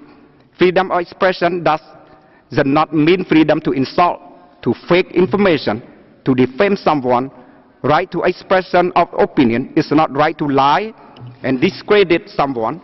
All Western countries have law punishing such practices. Statements promoting hate, xenophobia are also prohibited in Europe. The case of Cambodia Daily, a new bulletin catered to the expatriate community, is a case of a self-initiated closure due to tax non-compliant issue. If the back tax are settled, the new bulletin can resume its operation. For the record, 2 other widely circulated online and printed Khmer and English version newspaper, Khmer Time and Phnom Penh Post, remain operational and thriving. In case of Radio Free Asia and VOA, the broadcast from Washington DC can be heard uninterrupted daily throughout the country along with the online webcast. It is also worth noting that with the high internet penetration and increased usage of smartphone, listening to traditional radio waves have become obsolete for most young people who occupy Cambodia's demographic majority. Then, that notwithstanding, the Ministry of Information encourages that both stations set up properly their representative office in Cambodia to facilitate direct communication, especially when quick responses are needed to counter fake news. Local radio stations wishing to rebroadcast their news are subject to normal licensing requirement of the Ministry of Information. In the case of Inter-Ministerial Prakas number 170 in May 2018 on Internet website management, it was issued not to restrict individual right to freedom of expression on Internet, but to protect the use of Internet on purpose for committed offense that lead to damaging national security, social order, and interests of the people. Royal Government is strongly committed to promote genuine dialogue, participation, and partnership with local, internationally civil society organizations, CSO, media, and union, all aspects of social development. In this spirit, to promote cooperation with media, Prime Minister also set up a regular meeting and gathering with the media organization in Cambodia once a year to strengthen cooperation between government and media and the partnership and participation with government in fighting against corruption and developing every aspect of society through their professionalism to providing and releasing information to the government and society. The meeting has been conducted 3 times already, and the 3rd meeting was just held on January 11, 2019. Moreover, in order to promote and protect the right to information, the government is also working further on policy and legal framework and committed to complete the draft law on right to access information together with other 2 important laws, cyber crime law and amendment of law on press regime, at the same time to ensure the consistent legal harmonization in this mandate in Parliament. Related to strengthening civil society space, Cambodia is paradise for NGO. You can imagine that the population of Cambodian only 15 million people, but Cambodia is a home to almost 6,000 registered local and international associations and NGO and over 4,000 trade unions, an overwhelming figure as compared a country in the region. After the Lango came into effect and at the end of November 2018, 509 local associations and 400 local NGO have been registered at the Ministry of Interior. We believe that such high number of CSO is a clear and convincing evidence of the open space for civil society in Cambodia. Unfortunately, a number of them hiding behind the veil of supposedly humanitarian and development activity are in fact deeply engaged in political activity funded by foreign institutions and government. Cambodia appreciates genuine and honest contribution of social, environmental, and human rights workers to development of Cambodia. However, no one is above the law, and offender will be subject to the full force of the law. Moreover, we deplore those who use to exploit the right agenda for political purpose.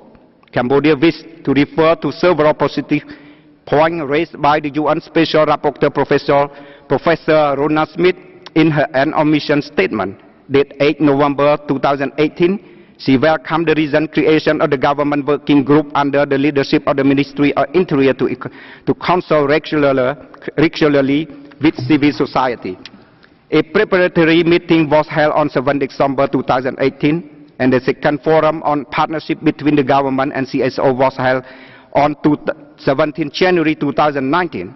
The fora were attended by hundreds of CSO without discrimination, and constructive discussion has resulted in various tangible action in facilitating activity of the CSO. Parallelly, the Ministry of Foreign Affairs, in cooperation, organized consultative forum with foreign and international NGO on 29 January 2019. Such fora, inclusive and collaborative in spirit, will aim to enhance better understanding on various issues surrounding with implementation of Lango and other law related to the CSO. Professor Rona Smith also welcomed the new directive number 0440, date 31 October 2018, issued by Ministry of Interior to subnational authority on 31st October 2018, repealing the 3-day advance notice requirement. Professor Ronald Smith also acknowledged the royal pardon of several convicted prisoners, analysts, land activists, and journalists as proposed by Samdech Prime Minister Hun Sen. As the December 2018, 23 convicts were released, including Kem Sok, on charges of incitement and defamation for insinuating that the ruling party was behind the killing of analyst Kam Lai, Tebani, and 3 other activists, on assaulting 2 security officers during the 2013 protests at Hun Sen home. 2 former Radio Free Asia reporters, Sun Sarai Ratha, president of the Khmer Power Party, on charges with inciting military personnel disobedience. Sam An on charge of Facebook posting improperly demarcated map, Ms. Savanara and other 13 ex-CNRP officials on charge for participating in violent clash between party supporters. Relating to land issue, although the land management system in Cambodia has been completely destroyed by war and genocidal regime, the royal government has introduced policy and legal framework to manage the land sector so as to ensure the right and interests of the people and proper land use. From both legal and actually practices perspective, land registration in Cambodia in an all-inclusive and non-discriminatory process, which include through the public notice, the participation of relevant stakeholders to assert their respective rights and other concerns. Land registration applies to both urban and rural areas, including private land, state land, indigenous people community land, based on the Land Law 2001. The royal government has implemented its old policy by new action via Directive 01 dated May 07, 2012 on measures for strengthening and increasing effectiveness of economic land management by carving out 1.2 million hectares of state land to redistribute gratis to approximately 500,000 households, delivering in the process more than 640,000 land titles. In the principal, land registration and title issuance is possible provided that the land parcel in question is undisputed. Up to now, the royal government can proudly claim credit for the countrywide land registration process, which have delivered more than 4.7 million land titles. Its ambition and target is to complete a nationwide land registration by 2023. The royal government has imposed a moratorium in issuing economic land concession since May 2012, and existing economic land concession granted earlier are under strict monitoring and evaluation.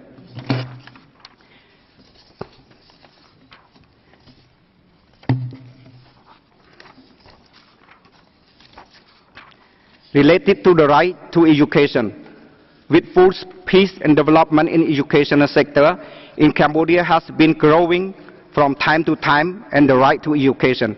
Cambodian people have been better to promote and protect through the establishment policy, legal framework, infrastructure development in education sector.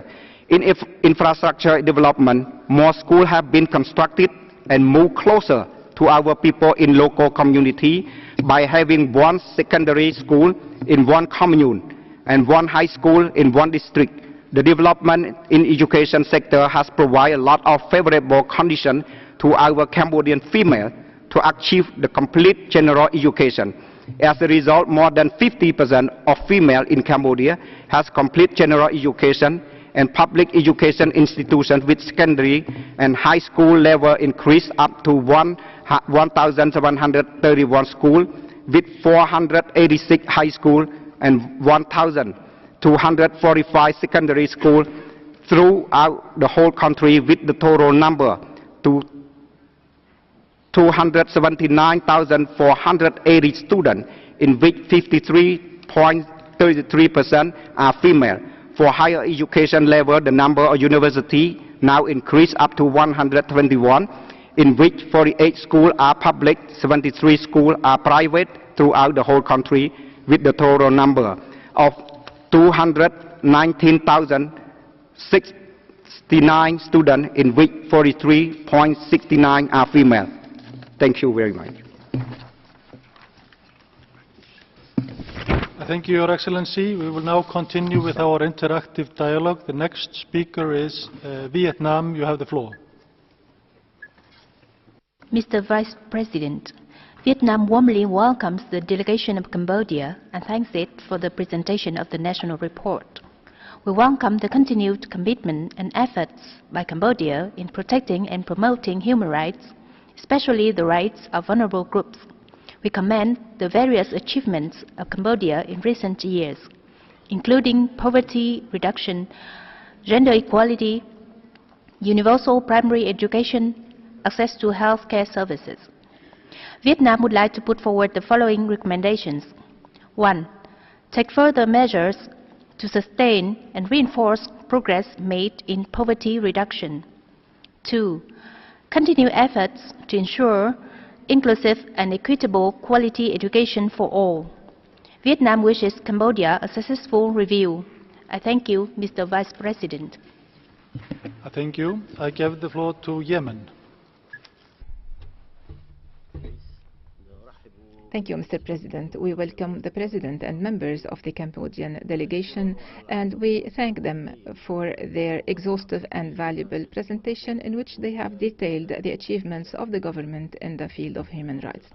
The government has indeed enacted several human rights laws, including the law organizing the courts and the special law on the status of judges and prosecutors, and the law organizing the Supreme Judicial Council.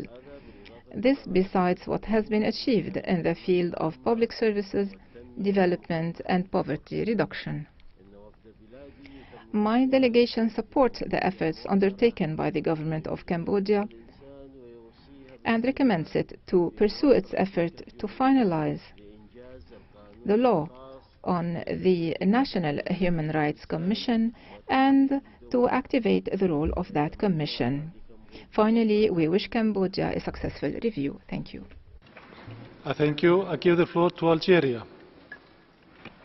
Merci, Monsieur le Vice-Président. Thank you, Mr. Vice President. My delegation would like to warmly welcome the delegation of the Kingdom of Cambodia and thank it for the presentation of the third report. Algeria has read this report with great interest and notes with satisfaction the implementation of a national mechanism to fight torture established by the Royal Government of Cambodia, as well as the adoption of a series of laws to protect the rights of persons with disabilities and to protect children against degrading treatment, forced labor and sexual violence. My country encourages the Royal Government of Cambodia to pursue its reform of the legal and judicial systems by developing a robust legal framework which is regarded as more trustworthy by the population and which rests upon the independence and impartiality of the courts. We make the following recommendations. 1. Accelerate the establishment of a national human rights institutions in line with the Paris Principles. 2. Intensify and coordinate the efforts of the Royal Government to combat human trafficking and prosecute traffickers. In conclusion, my delegation wishes the best of success to Cambodia in its efforts to implement the recommendations addressed to it. Thank you. Thank you. I give the floor to Argentina. Thank you very much, Vice President. We welcome the Cambodian delegation and thank them for the presentation of their national report. Argentina commends Cambodia for establishing the National Committee to Combat Torture and Other Cruel, Inhuman or Degrading Treatment or Punishment as its national torture prevention mechanism. Further, our country recommends that Cambodia 1. Adopt all necessary measures to ensure a safe environment, to guarantee the full enjoyment of freedom of expression of journalists and the general population, and investigates and punishes all acts of violence against these last. And secondly, that they adopt all necessary measures to guarantee the rights of workers to protect and promote human rights, and in particular human rights defenders, and that they investigate and punish those responsible for threats and violence against these and their families. Finally, we wish every success to Cambodia for this review. Thank you, President. Thank you. I give the floor to Australia. Thank you, Mr. Vice President. Australia warmly welcomes the Cambodian delegation. Australia remains concerned about the constrained democratic space and restrictions on freedom of peaceful assembly and of association in Cambodia. We recommend Cambodia repeal the 2 sets of amendments to the law on political parties passed in 2017, review the law on associations and non-governmental organisations, and review the trade union law to ensure all 3 laws are consistent with Cambodia's obligations under the International Covenant on Civil and Political Rights. Australia recommends the Government of Cambodia establish an independent national human rights institution consistent with the Paris Principles. Australia welcomes Cambodia's National Action Plan to prevent violence against women.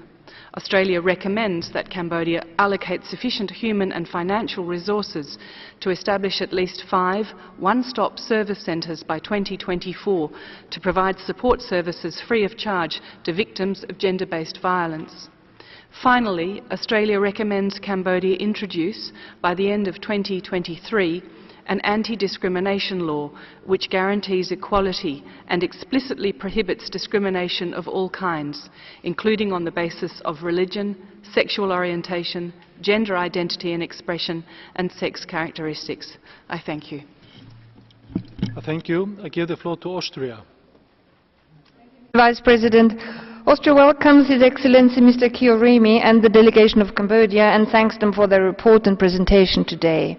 Austria is seriously concerned about the deteriorating situation with regard to the rule of law in the country and therefore recommends to revise or repeal recent legal acts, potentially subject to restrictive and arbitrary interpretation, in order to bring them in conformity with international human rights law and standards, including, among others, the law on political parties and the election laws, the law on associations and non-governmental organizations, and the interministerial proclamation of May 2018 on social media.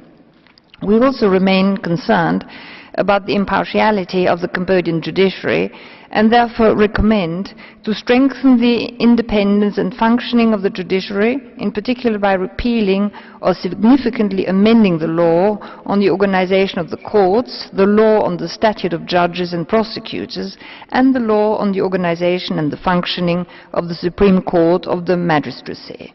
We also recommend to take all necessary steps towards a substantive reduction of the time spent by persons in pre-trial detention.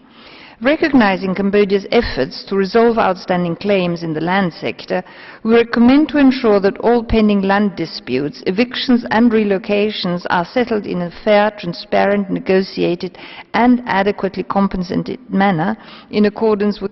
Thank you. Time is up. Thank you. I give the floor to Azerbaijan. President. Azerbaijan warmly welcomes the delegation of the Kingdom of Cambodia and thanks the delegation for the presentation of its national report today. We note with appreciation that the Royal Government of Cambodia has taken measures to implement the recommendation put forward by the delegation of Azerbaijan during the previous cycle of the UPR and has continued to increase national budget allocation to health sector. We commend that the number of healthcare centers, hospitals, as well as civil servants in the public health sector has increased in recent years.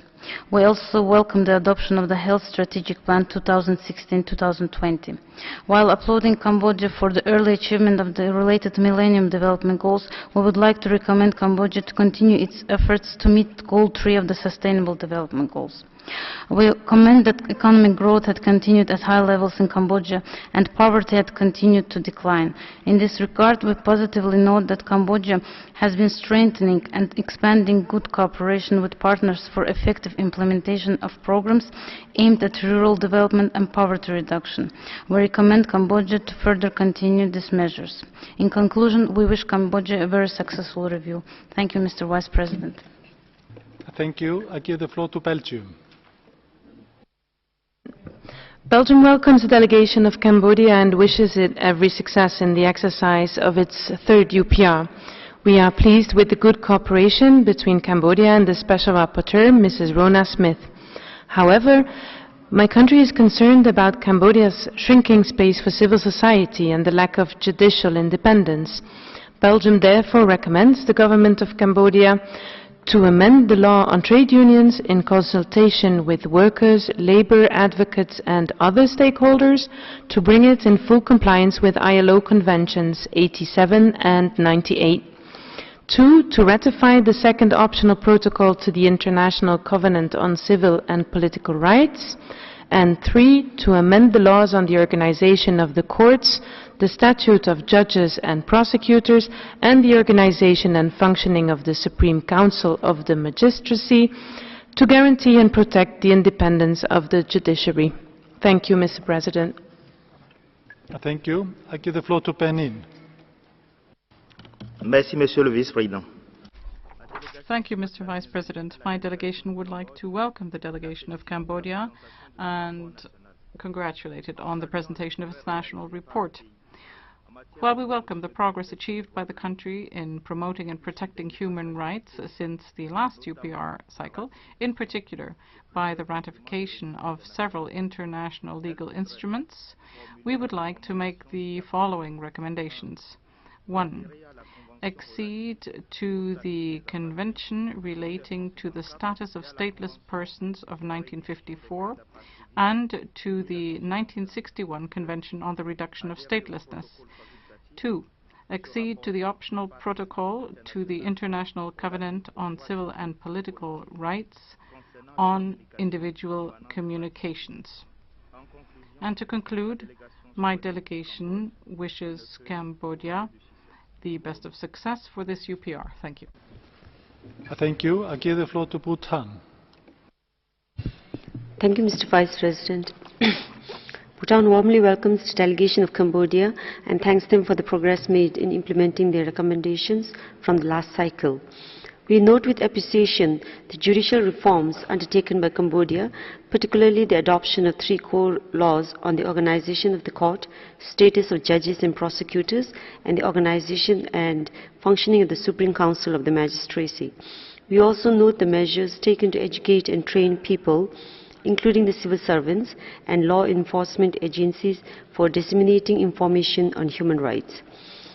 We congratulate Cambodia for the considerable success it has achieved in economic growth and recommend that greater efforts be exerted to reduce poverty and realize the SDGs. We recommend that further steps be taken to fight corruption through strengthening accountability and institutional capacity. We also recommend Cambodia to continue with their efforts in the area of electoral reform. We wish Cambodia a successful review. I thank you, Mr. Vice President. Thank you. I give the floor to the plurinational state of Bolivia. Halala, Mr. Vice President. The plurinational state of Bolivia wishes a warm welcome to the Cambodian delegation and thanks them for the information provided. We commend the determination to promote human rights in line with the commitment demonstrated by Cambodia when it ratified or acceded to 8 core human rights instruments. In a constructive vein, our delegation recommends 1. That Cambodia continue positive initiatives to facilitate the supply of drinking water, clean water to the poorest citizens, and secondly that they strengthen land use policies adopted in 2015 which established that gender equality and equality between men and women shall be ensured in the process of land registration. We wish the Cambodian delegation every success in the presentation of their report. Thank you. Thank you. I give the floor to Brazil. Thank you, Mr. Vice President. Brazil welcomes the delegation of Cambodia to the third cycle of the UPR. We respectfully present the following recommendations. 1. To consider repealing legislation that permits the dissolution of political parties and the ban of political leaders without due process. 2. To take measures to protect the freedom of expression, online and offline, as well as the freedom of association and assembly. By the same tenet, Brazil calls upon Cambodia to continue to investigate all cases of past human rights violations and to protect the full independence of the extraordinary chambers in the courts of Cambodia. We welcome the ratification of the Convention on the Rights of Persons with Disabilities and the Convention on the Protection of All Persons from Enforced Disappearance. Brazil expresses support to Cambodia's efforts to advance social protections for workers, expand social security coverage, provide access to basic education and improve health care. We take note of the recent document published by the government entitled Statement of the Royal Government of Cambodia on Further Steps to Strengthen Democracy and Political Space. And I thank you. Thank you. I give the floor to Brunei Darussalam. Thank you, Vice President. Brunei would like to welcome the delegation of Cambodia to Geneva and express our appreciation for the updates provided since the country's last review. Brunei commends the various efforts undertaken by the Royal Government of Cambodia to promote and protect the rights of persons with disabilities by setting up a national strategic plan on disability with the goal to improve the living condition of persons with disabilities and their families and promoting equality before the law. Brunei also welcomes the progress of the National Action Plan 2016 to 2025 against child labour, which aims to reduce child labour and eliminate the worst forms of child labour. This includes the formation of the National Committee Against Child Labour and the reform of inspection mechanism. In this regard, we would like to propose two recommendations. 1. To continue to promote the rights of persons with disabilities through the government's National Strategic Plan, and 2. To continue strengthening laws and mechanisms that prohibit all forms of ill treatment of children and that protect them from forced labor, sexual exploitation and abuse. In conclusion, Brunei wishes Cambodia a successful conclusion to its third UPR session. Thank you. Thank you. I give the floor to Canada. Merci, Monsieur le Président. Thank you, Mr. President. Canada would like to thank Cambodia for its presentation today and wishes it the best of success for this UPR. Canada nevertheless remains concerned by the restrictions imposed on civil society, the media and the political opposition. This trend was exacerbated by the undemocratic elections in 2018. Canada asks that Cambodia first strengthen democratic participation by guaranteeing the independence of the media, by establishing a safe and enabling environment for civil society and trade unions, and by fostering the full participation of opposition parties in the next regional, senatorial and legislative elections. Secondly, to re-establish the opposition parties, that is to say the Cambodia National Rescue Party, and to reinstate its members. Third, to adopt measures to prevent the unlawful eviction of Cambodians from their lands and to use mechanisms based on accountability and transparency to settle land disputes in an equitable and expeditious fashion as urged by Human Rights Council Resolution 36/32 adopted unanimously. Fourth, to amend Article 45 of the Constitution to allow homosexual couples to marry. Canada closely follows the implementation of recently announced reforms to expand the political space. I thank you. The next speaker is Chile. You have the floor. Thank you very much, Vice President. We're grateful to the Cambodian delegation for the presentation of the national report. We recognize the efforts made by the authorities of this country to continue to work on the promotion and protection of human rights. In particular, we'd like to emphasize the establishment of the National Committee to Combat Torture and other cruel, inhuman or degrading treatment or punishment, as well as the huge progress represented by the reform to the legal system of this country. We respectfully recommend, 1, that they step up efforts to establish a national human rights institution in line with the Paris Principles. Secondly, that they continue to work to bring about multi-party elections. Thirdly, that they adopt necessary measures to protect the rights of human rights defenders, unionists and journalists. Thank you very much. Thank you. Ladies and gentlemen, this was the last speaker on our list. Please note that delivered statements will be posted on the UPR extranet, provided that they have been uploaded in the Word format in the same online system that delegations used for the inscriptions on the list of speakers.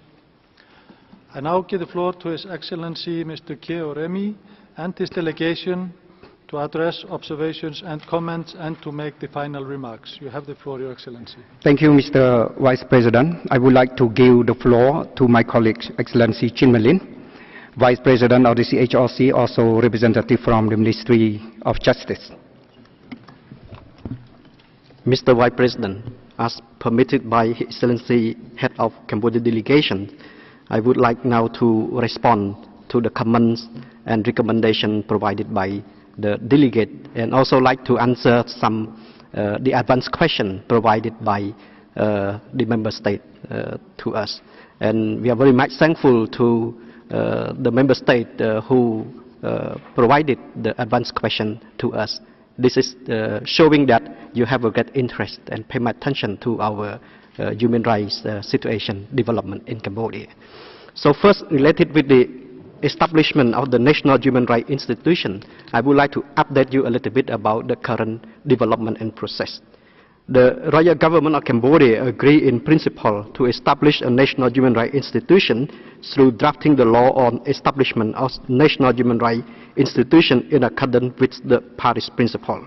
So far, Cambodian Human Rights Committee, CHRC, has cooperated with civil society organizations in the preparations of the draft law on establishment of the National Human Rights Institution. The draft law was initiated by civil society working group and was subjected to several discussions with Cambodian Human Rights Committee.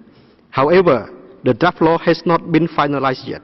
The CHRC will continue to work on the draft law with related stakeholders, especially with OHCHR office in Cambodia, in order to make this draft law comply with the Paris Principle and international standard. Second, related with the concerns of the report of killing journalists and the allegation that the journalists are threatened by harassment and intimidation, I would like to clarify and provide you the factual and legal ground as the following. For the record, no journalist has been killed for political reasons since 2000. We recognize that journalism is a high-risk profession. The Royal Government strongly condemns all attacks on the freedom of the press when acting in accordance with the law by media personnel, and we deplore any act of violence against journalists. Unfortunately, not all these incidents are politically motivated or related. Journalists' lack of understanding on news safety is also a cause of accident. Example, rushing to cover a drug bush without precaution, entering premise on fire without respecting safety instruction. Another cause of tragic accident is the result lack of moral code of ethics. There were many causes of death related to unethical personal business dealing, which are totally unrelated to their profession. A few anecdotal cases at point are some journalists, under the pretense of investigating journalism, set up illegal checkpoints to take bribes from illegal logger and goods smuggler, land dispute, and extortion on corrupted activity. There were 11 cases of such reported deaths from 1994 to 2012. Prosecutions were initiated for each case. The Royal Government regrets that the attacks against journalists are systematically attributed to the authority without any shred of evidence and based solely on the basis of rumors spread by ill-intentioned individuals or NGO, denouncing this assault using the tirelessly repeated formula as vilely politically motivated. The wholesale accusations address generally the effects of the assault, but rarely their cause. Freedom of press are guaranteed under the constitutions and regulated by the laws on the press regime. From here onward, press law. Journalists are provided full freedom to conduct in their work without harassment, discrimination, or threat. Moreover, in an attempt to further promote the freedom of expression, the royal government has even removed the clause related to defamation from the criminal codes and provide guarantee that no individual shall be imprisoned for expressing his or her opinion. As a broad and discriminate allegation of threat by harassment and intimidations against journalists, the royal government welcomes more specific and fact-based complaint to be forwarded to the competent authority. The royal government treats the media as an indispensable partner in the framework of pluralist democratic society. The royal government is keen to work in most constructive way with professional and responsible journalists to improve the good governance in every aspect of society, be they in anti-corruption campaign, legal, judiciary, and public administration reform.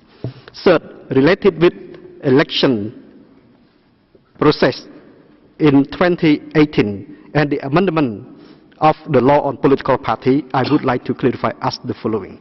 Cambodia adheres to the multi-party democratic system. The evidence is more than obvious with numerous political parties during the last 5 general elections: 20 for 1993, 39 for 1998, 23 for 2003, 11 for 2008, 8 for 2013, and 20 for recent election in 2018. Cambodia undertook the amendment of law on political party based on principle laid in its constitution. From a legal perspective, the amended law applies indiscriminately to every political party and bear all these basic requirements that any democratic country should adhere to. Nothing in the amended law is threatening the fabric of multi-party system set up by the Constitution. As in all democratic countries, the amended law is aimed at preventing abuse that are not in accordance with fundamental democratic principles, such as incitation to racial hatred, defamation, destruction of a social fabric of the nation.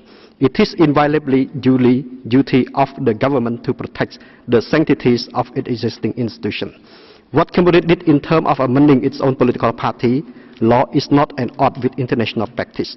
For that matter, the European Union, through Venice Commission, has adopted in 1999 its guideline on prohibition and dissolution of political party, an analogous measure.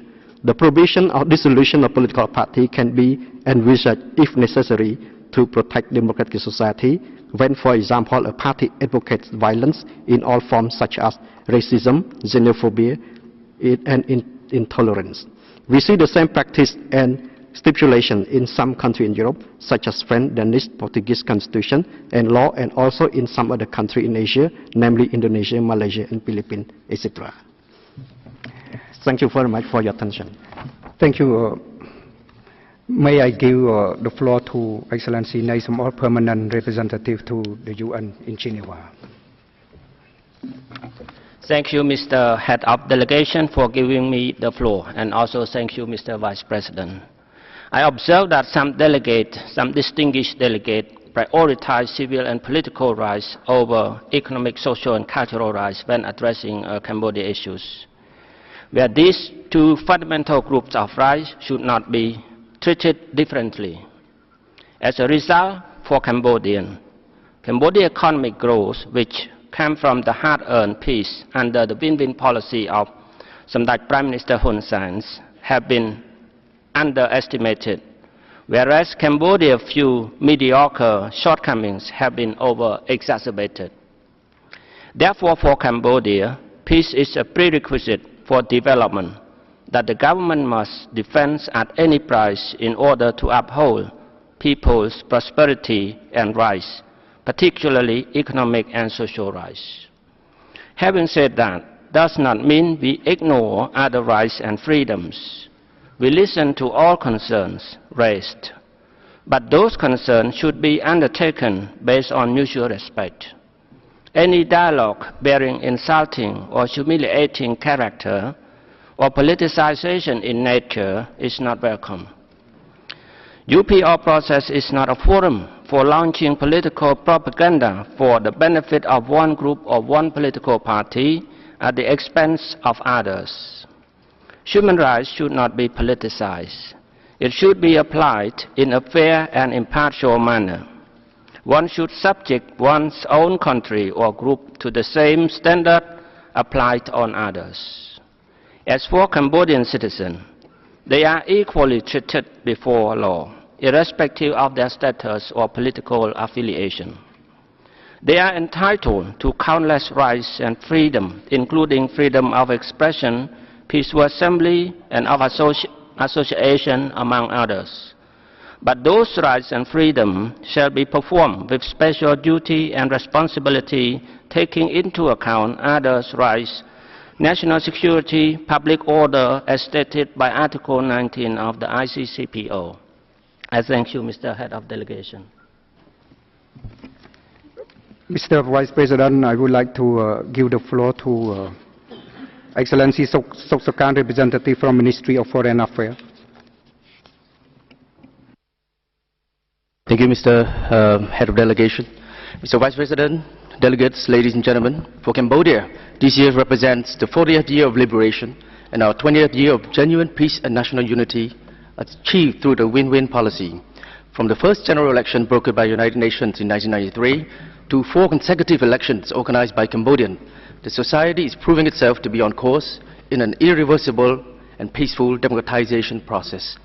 The latest 5th legislature election in July 2018 was held in free, fair, credible, and transparent manner. The fact that it was run smoothly with zero occurrence of violence is historically remarkable. Even more astounding is the fact that 83% of more than 8 million registered voters cast their ballots. This represents an excellent rate of participation, even compared to many more advanced democracies. The fact that there were a number of blank votes also signifies the secrecy of the vote and political freedom of choice of the people. Unlike in the past, during the recent election campaign period, political debates were civilized exchanges and were not tainted by hate speech, incitement of racism, populism, and ultra-nationalistic rhetoric. No one can dispute the will of the overwhelming majority of the registered voters who went to the ballot to freely express their choice. The choice of the Cambodian nation, a sovereign nation, must be respected. Disingenuously ignoring the technical quality of the electoral process is tantamount to displaying the utmost contempt for the will of the Cambodian people expressed through the 6,956,900 ballots. 6,956,900 ballots. Doing so casts doubts on the genuine sincerity of those critics to witness Cambodia further consolidating its democracy while enjoying the longest peace in modern history and consistent sustainable development. In terms of the contribution to the international community, Cambodia, which used to be politically and economically isolated, is now actively integrating itself into both regional and global structure and architecture, and playing an active role in all regional and international affairs on equal footing and with equal rights as other nations. Emerging from war and having directly suffered from its devastating effects, Cambodia is keen in supporting peace endeavors around the world because we understand clearly that without peace, all human rights will be deprived. Cambodia is the first post-conflict nation in the history of UN's peacekeeping operation that could turn itself from a recipient state of PKO forces into a dispatching state. Since 2006, Cambodia has sent almost 6,000 troops on UN peacekeeping missions to 8 countries and has even suffered casualties in its noble duty. Every year, Cambodia sends more than 800 soldiers to relieve personnel on peacekeeping duty, making Cambodia's ASEAN's 3rd largest contributor to UN peacekeeping missions. And for sending female officers to UN mission abroad, in 2017, the United Nations ranked Cambodia as the 1st in ASEAN and 2nd in Asia after South Korea. As a committed and active member of the United Nations system, Cambodia has been elected to hold positions as member of the United Nations Economic and Social Council for the term of 2019 and as Vice President of the 73rd session of the General Assembly 2018-19. Cambodia has also played a very active role in multilateralism-based diplomacy. For instance, Cambodia was previously elected chair of the World Heritage Committee in 2013 and hosted the 37th session in Phnom Penh. In 2017, the international community entrusted Cambodia for another term as chairperson of the UNESCO Committee for Protection of Cultural Property Rights in the event of armed conflicts. This expression of confidence by the international community reflects the decades of commitment to cultural revival of our country, with the inscription of 3 sites on the World Heritage List, 5 elements in the Intangible Cultural Heritage List, and 1 of the Memory of the World International Register.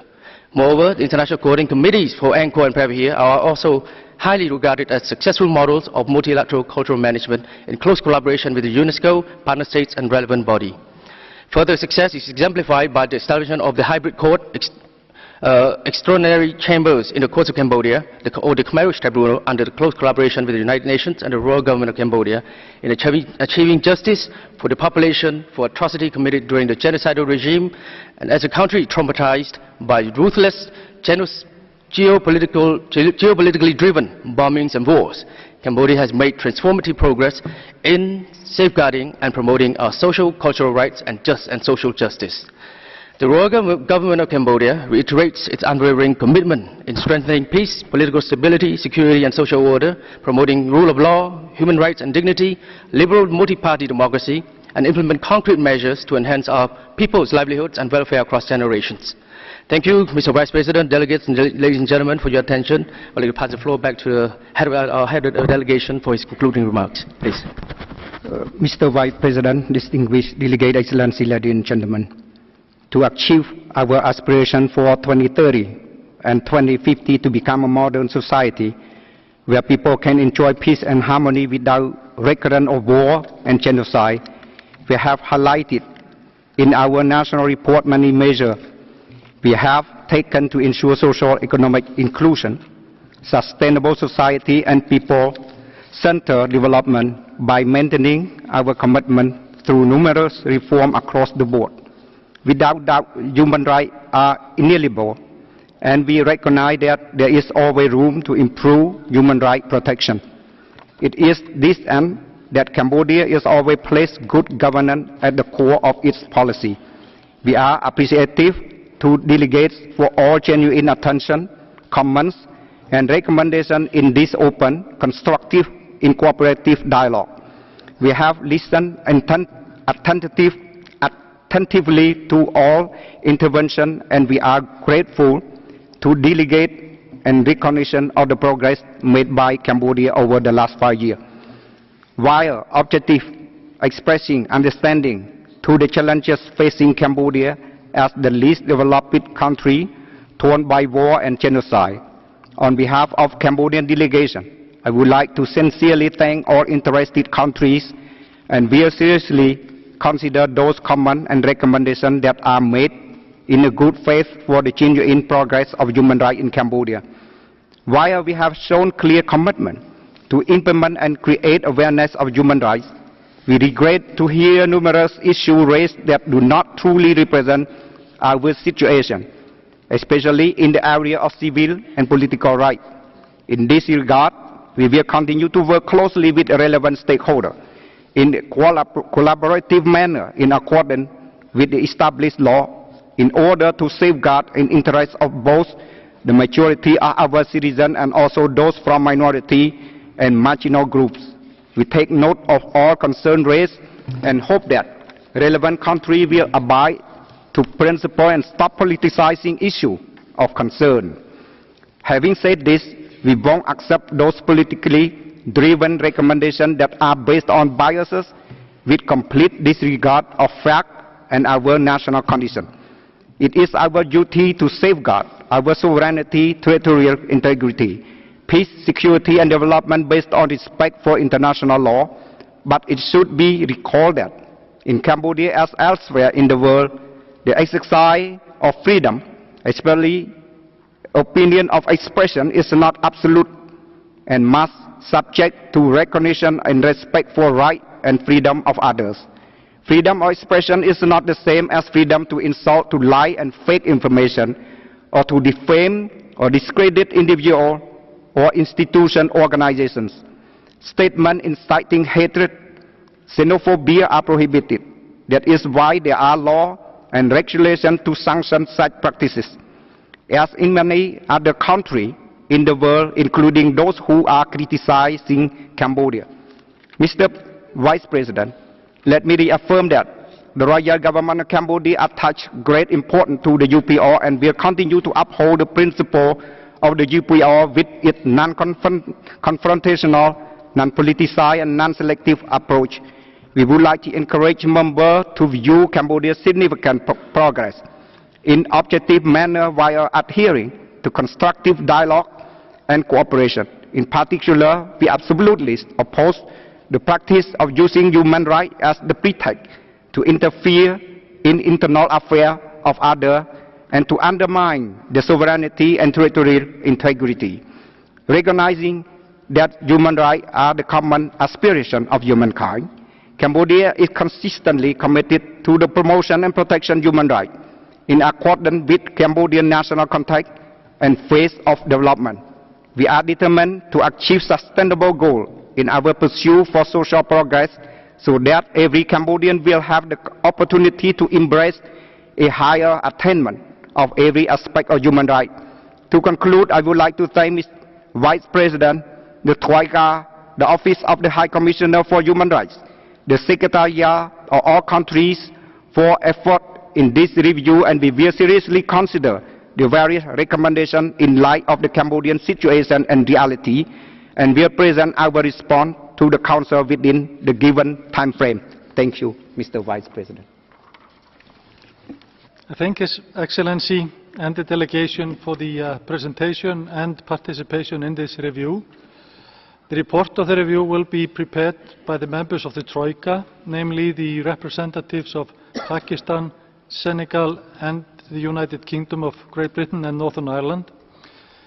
In accordance with the procedure implemented in 2015, the recommendations section will be distributed in the afternoon on Friday, 1st February, for the adoption on the same day as from 5 p.m.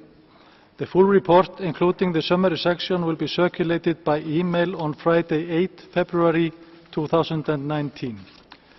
Ladies and gentlemen, this brings us to the end of our meeting. We will reconvene tomorrow afternoon at 4:30 p.m. for the adoption of the recommendation section of the draft reports on the UPR of Slovakia, Eritrea and Cyprus. All participants are invited to be in the room on time. The meeting is hereby closed.